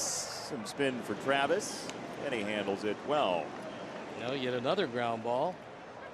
That ball was a pitch that Jose's been laying off, and that is that higher fastball. It's not a strike inside.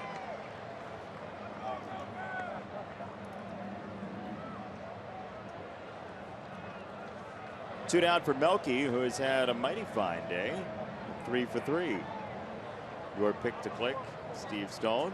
I am contractually obligated to say that. Well, but it wasn't so much that I happened to pick him. It's just that you didn't, or was forced not to pick him out of sheer embarrassment out of that performance yesterday. So you're saying that it's not your selection. It's simply that I am the curse of the picks to click. I did it for the kids. Yeah. Well, it's a family Sunday. There you go. They appreciate that very much. Thank you. You're so good with kids. Well, it's my lot. 0-2 on Melky Cabrera.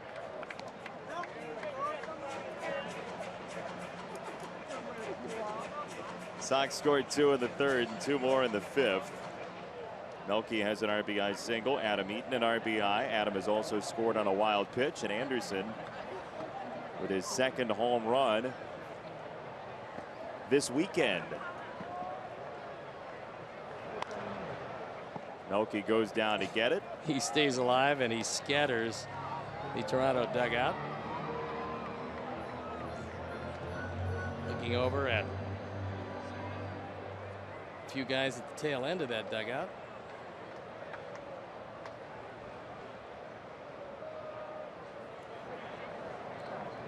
Two strikes.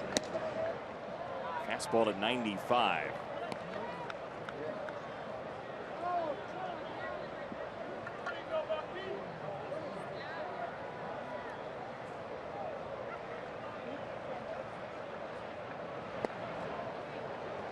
Just missed. 2-2.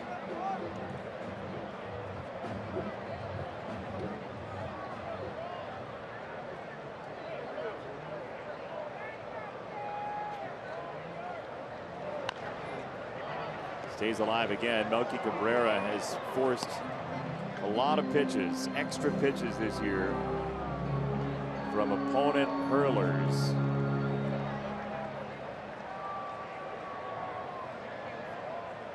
Very happy young man getting a souvenir. Swing and a miss. It gets away, and gravity takes a while to take hold. The inning stays alive for the Sox, and Melky's on for a fourth time. That ball was way out in front of home plate, and not much of a chance for Russell Martin. It's a curveball. Takes a crazy hop. Curveballs spin from a right-hander into a left-hand hitter. When they hit the ground, they spin back toward the plate, and that ball just went straight up in the air after the carom. Melky's aboard. Todd Frazier now, who's 1 for 2. He's been on twice today.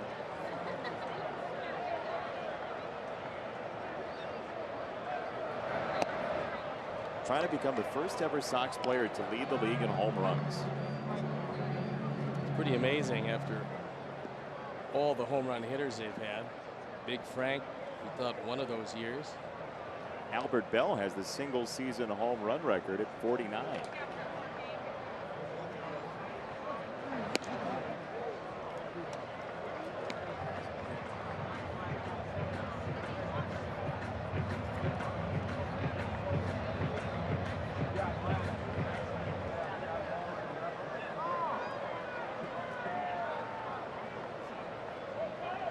Two and 0 for Frazier. 2-1 to be cleared to lead Major League Baseball. He'd be the first Sox player to lead Major League Baseball in home runs for a season if he did so. Four-way tie starting play today.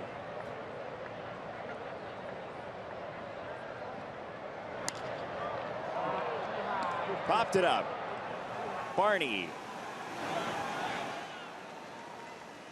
Sox get a runner on thanks to the wild pitch, but nothing more. 7 gone, 4-0.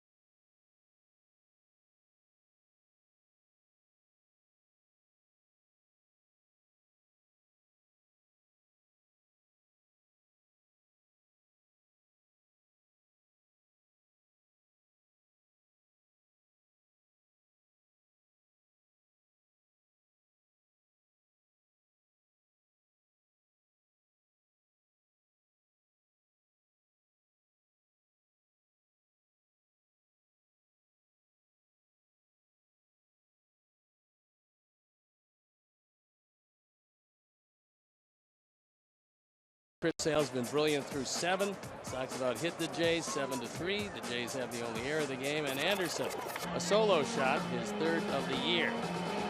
Brought to you by Honda. Start something special with a great deal on a Honda. Now at your Honda dealer. Chris Sale, Russell Martin meet for the 3rd time. Ball 1. Martin's 14-game on-base streak is on the line here, you would imagine. I would certainly hope he doesn't get another at-bat after this one. Well, as you're imagining, there could be a little fantasy mixed in. Could be, but in this case, I don't think so. Especially if Chris decides to go the distance. 2-0. In the air to right, Adam Eaton. Baseball's 2 biggest summer events back-to-back. Home Run Derby on ESPN, July 11th, 7 p.m. Central. The very next night, don't miss baseball's biggest stars at the 87th All-Star Game, presented by MasterCard, July 12th on Fox. Coverage begins at 6:30 p.m. Central Time. Chris Sale, you better believe, is going to be there as he continues in his current state. I would certainly hope so. If not, they shouldn't play the game. And you can use whatever metric you'd like, but according to wins above replacement coming into this game, he was the 8th best pitcher in Major League Baseball. I would say if he went on the open market with the 7 in front of him, he would be taken in front of a few of those guys. Well, one of the guys in front of him is behind him in the rotation. Jose Quintana's 6th. And Jose is very good. Yeah. If they came on the market together. Package deal. Yeah. Package deal. You need the franchise. 2 strikes. Sale to Tulowitzki. Our roving reporter gives us the information. The Indians averaging during their streak 6.4 runs a game. So the offense has really started to heat it up. And when you get the kind of pitching they've gotten, you're liable to win 9 in a row. They still have Michael Brantley. He's not in the lineup. Drive to left field, hooking toward the pole, and this ball is out of here.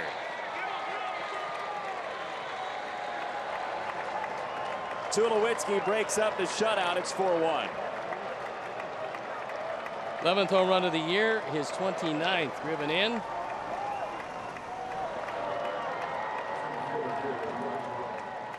That's just a 4th hit.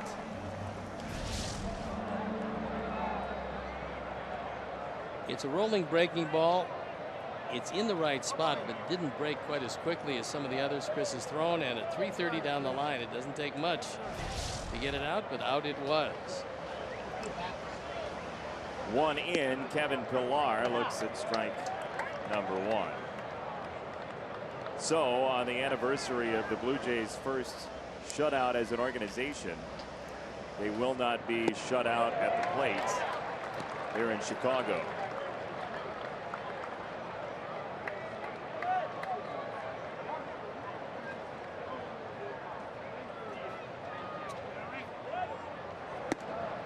Called strike 3. Upper reaches of the zone. Pillar in a disagreement with Lance Barksdale. He might have a complaint with this one, but Chris Sale, who's been around the plate all day today, gets the benefit of the call. The K zone is just delirious. It'd be the heat, but they're very excited today. Ground ball foul. Third base side.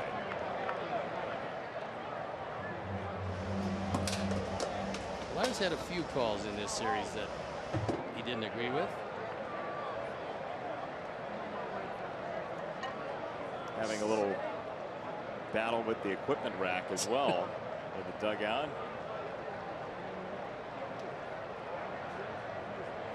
Seven strikeouts for Chris Sale.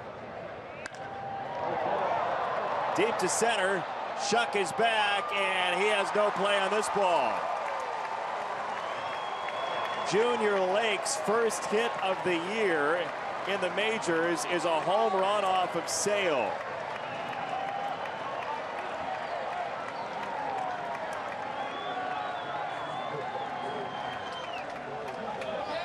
2 home runs this inning. And the lead is cut in half.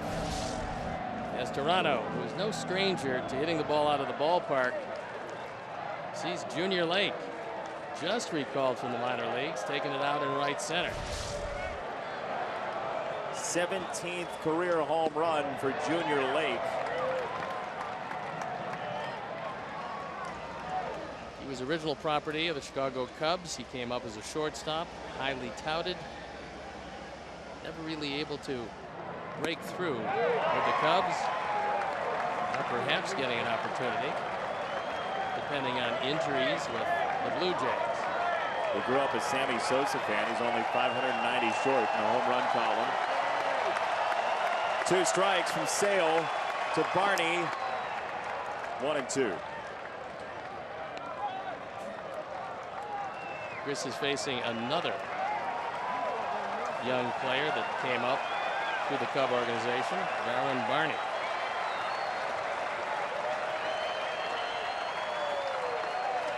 One and two. High and in.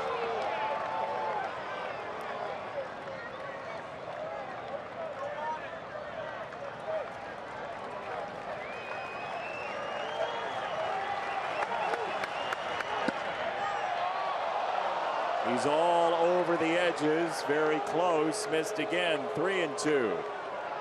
Yeah, that one missed the plate. Good call by Lance Barksdale. As Chris tried the backdoor breaking ball, couldn't get it there. Ball 4. Tying runs coming up with Travis.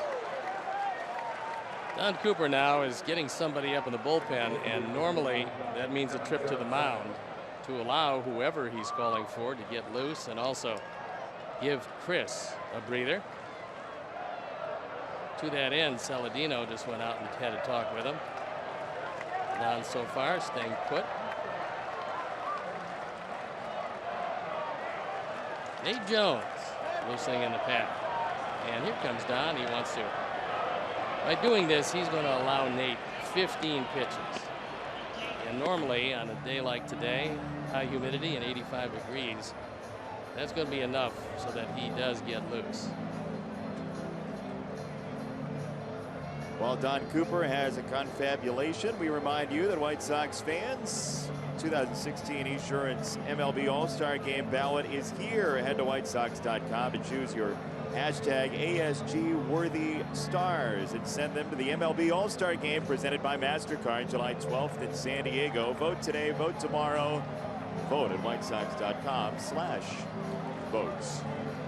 Very deserving Sox. Sale is one of them.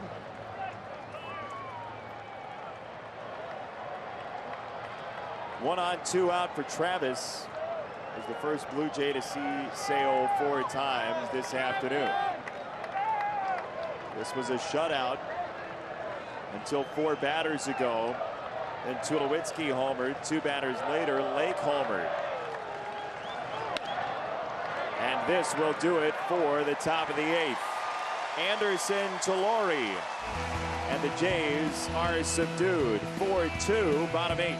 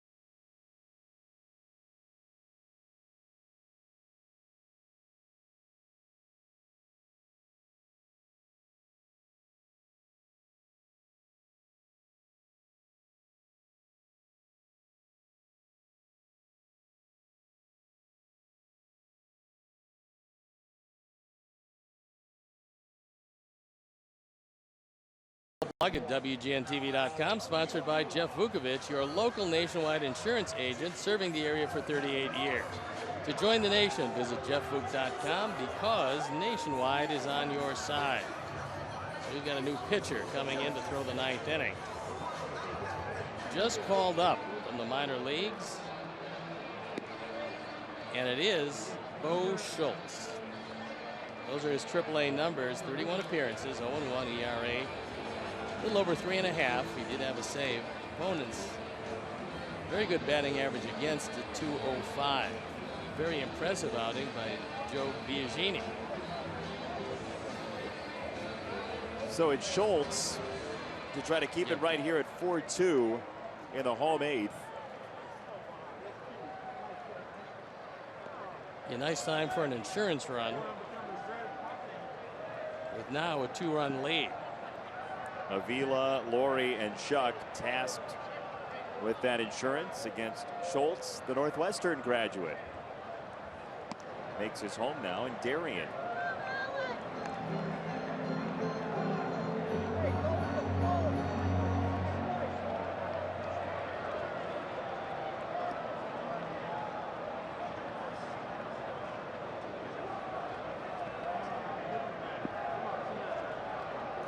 Alex 0 for 2, walk, strikeout, flyout.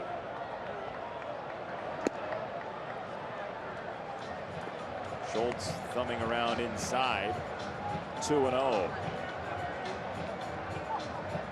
There hasn't been a lot of Northwestern grads playing the major leagues, but one of them now, prominent manager for the New York Yankees, Joe Girardi. I remember Mark Loretta, another Northwestern grad, good player for a long time. Signed by the Milwaukee Brewers. Predominantly second baseman.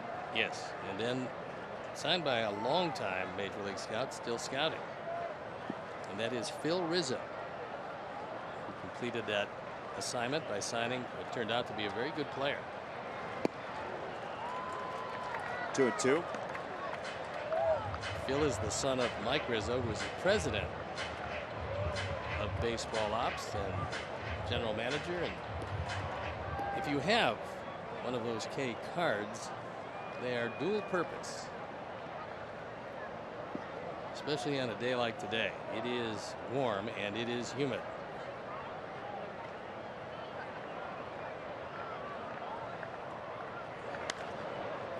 Fouled off.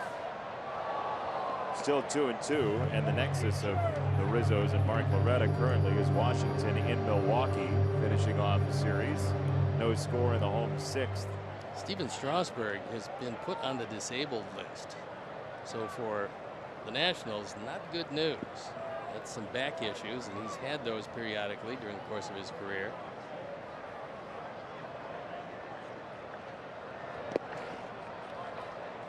Saw him actually this past week out in LA, and he told us that it was even more than the back, that a couple of his ribs were displaced. It's usually not too good. Yeah, it was both the back and the ribs. 3-2.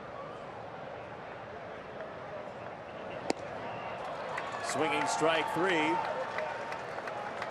One away in the 8th.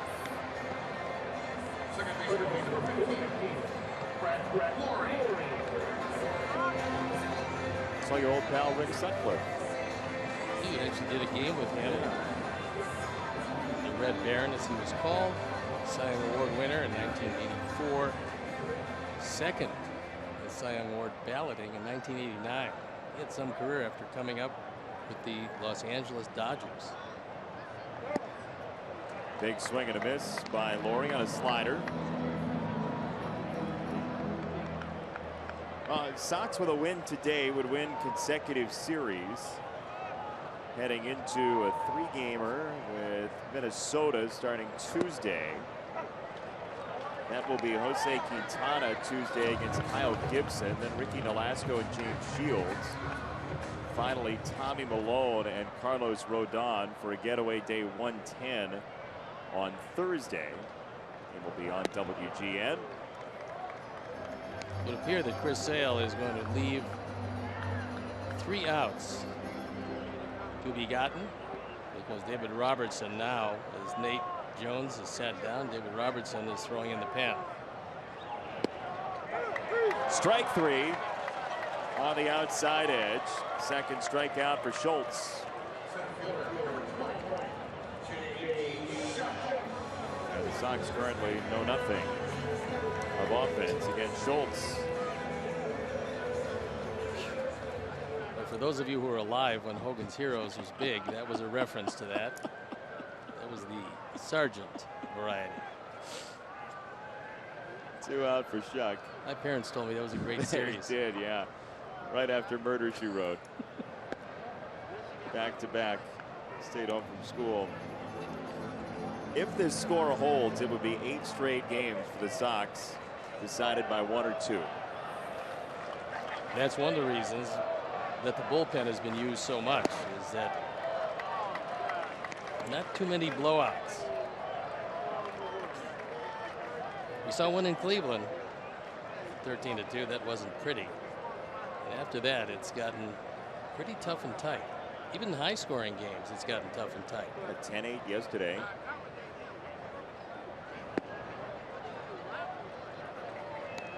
Jays top of the 9th will have a dangerous part of the order. Donaldson, Encarnacion, Saunders, 2, 3, and 4.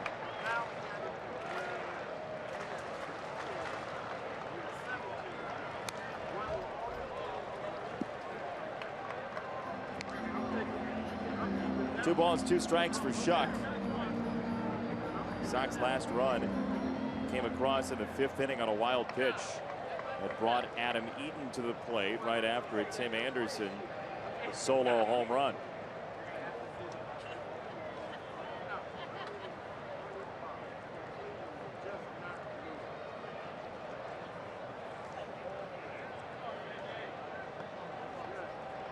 Two and 2. Hit well, deep right field, and gone. Homers in back-to-back games for J.B. Shuck. And there's the insurance. It's 5-2. He got one in the sweet spot for a left-hand hitter. That ball was down and in. So J.B. on a power outage for the better part of a year sees 2 home runs in the last 2 days. So J.B. Shuck and Tim Anderson have both hit home runs in the last 2 games, something that was probably not predicted when they came into the last 2. And that one, wonderful catch.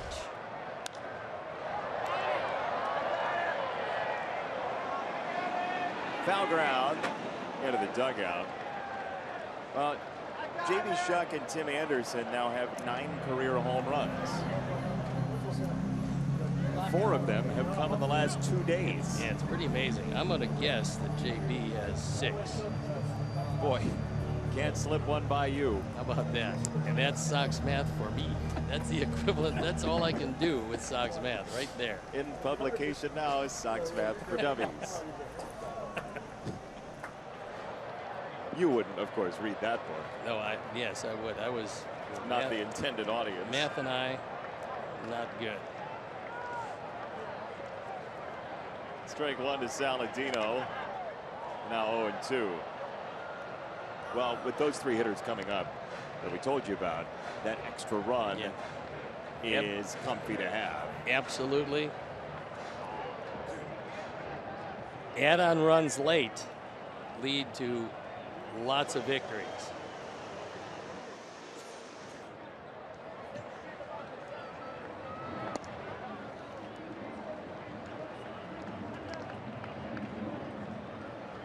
Ball and 2 strikes from Schultz to Saladino, who walked and scored back in the 3rd.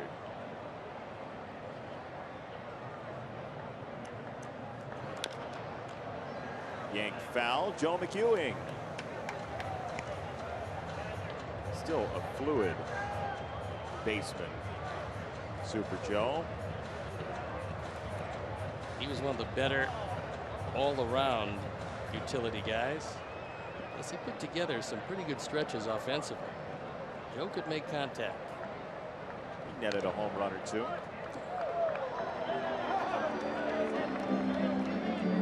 Two. No, I don't know how many he hit. There's a look at Joe McEwing.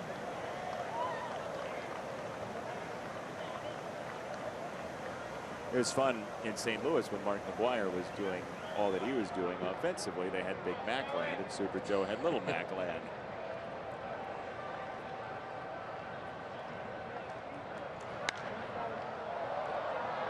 Right side, Junior Lake meets the wall.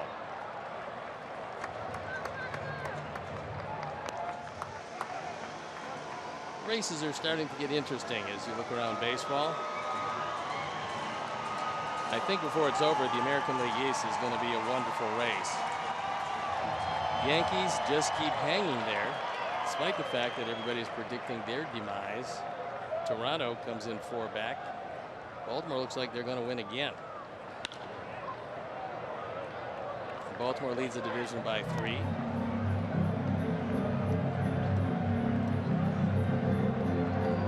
The National League East, another tough one to call at this point because Strasburg just disabled. New York is having some injury problems, and Miami, you can't count them out.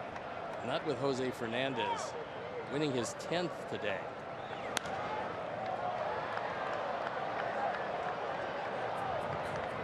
In that AL East, you've said it today, a couple of outlets now. The question is, what do the Red Sox do? How do they use those prospects they have for a loaded farm system?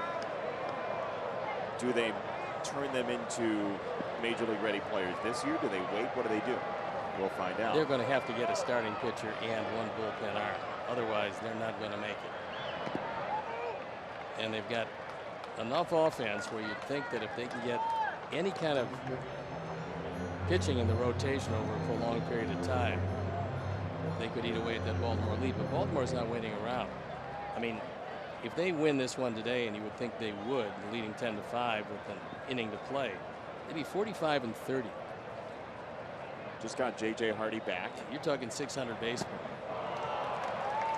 Saladino goes down, 3 strikeouts in the inning, but the big blow is the J.B. Shuck home run, his 2nd in as many days, and the Sox try and salt away a series win when you come back.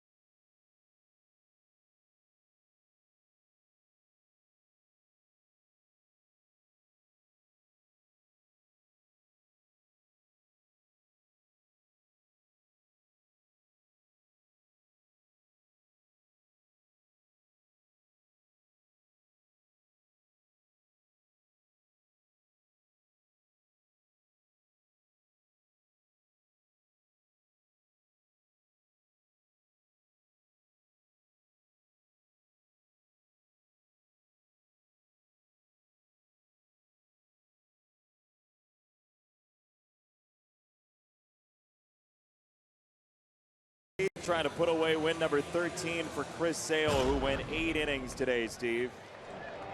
He was very good. 8 innings, a couple of runs on 5 hits, just 2 walks, 7 strikeouts. He held down a very good and very powerful Blue Jays lineup until 2 home runs in the 8th, but he gives way to David Robertson after doing it with his arm and with his legs on occasion. So Robertson comes in, and he's got to face the heart of the order. Donaldson first, Encarnacion, then Saunders. Looking for save number 20. This is his 22nd opportunity. ERA 3.41, and lately thrown it very well. Would be save number 101 in his career. And 100 2 nights ago. He faced these 3 batters with 1 out and 2 on in that 9th inning. Donaldson singled against him. Encarnacion struck out. Saunders popped out to finish the game. 2 strikes inside. That pitch he threw to Saunders to seal that victory, and that save was a fastball right in on his hands. He could do absolutely nothing with it. It was a perfectly placed pitch. And a couple of nights ago, he had really good location. Tipped it foul. Still 1-2 on Donaldson, who has 6 hits in 11 at-bats in this series. Sox are done with Toronto after this game goes final in the regular season. Minnesota is in on Tuesday.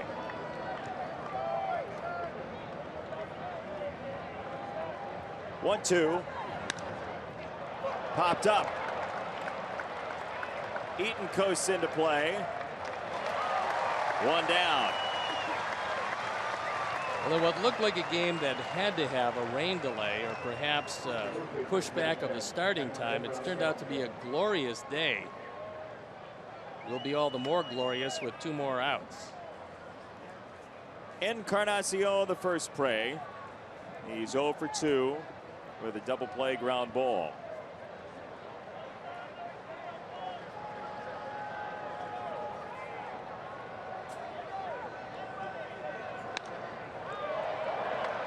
Right side again.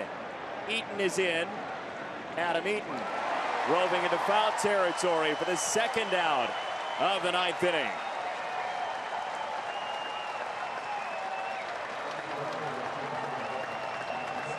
Whether shirted or not, they're standing at U.S. Cellular Field.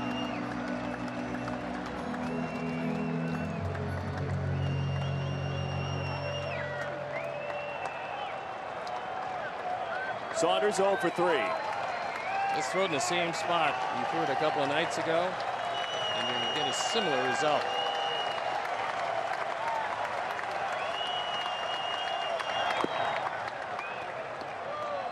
Ball 1. Russell Martin in the on-deck circle. And hopefully he'll be able to do it real well tomorrow. In Colorado. Strike call. Where hitters should pay to play, and it'll be the triumphant return of Troy Tulowitzki. Tulo's back in just 24 hours. And maybe 1 out. Ball and 2 strikes. Crowd on their feet. Cheering for a series win, the first back-to-back series wins since April. 3 out of 4 against Boston. 1-2 pitch. In the air. Shuck. And the Sox take the series. 2 of 3 against Toronto. 5-2 your final this Sunday afternoon. Chris Sale was marvelous. Just a very crisp ball game, and David Robertson came on. He had a little more rest, and he got through a very dangerous part of the order. So an ecstatic Sox ball club, nailing one down to get back to 500, 38 and 38. The last out of the game, put away by J.B. Shuck. Chris Sale at 13-2. How about that for a first half, folks? Sale mows him down. 8 innings, 2 runs, 7 strikeouts, and a 5-2 White Sox victory. We will wrap it up coming back after this.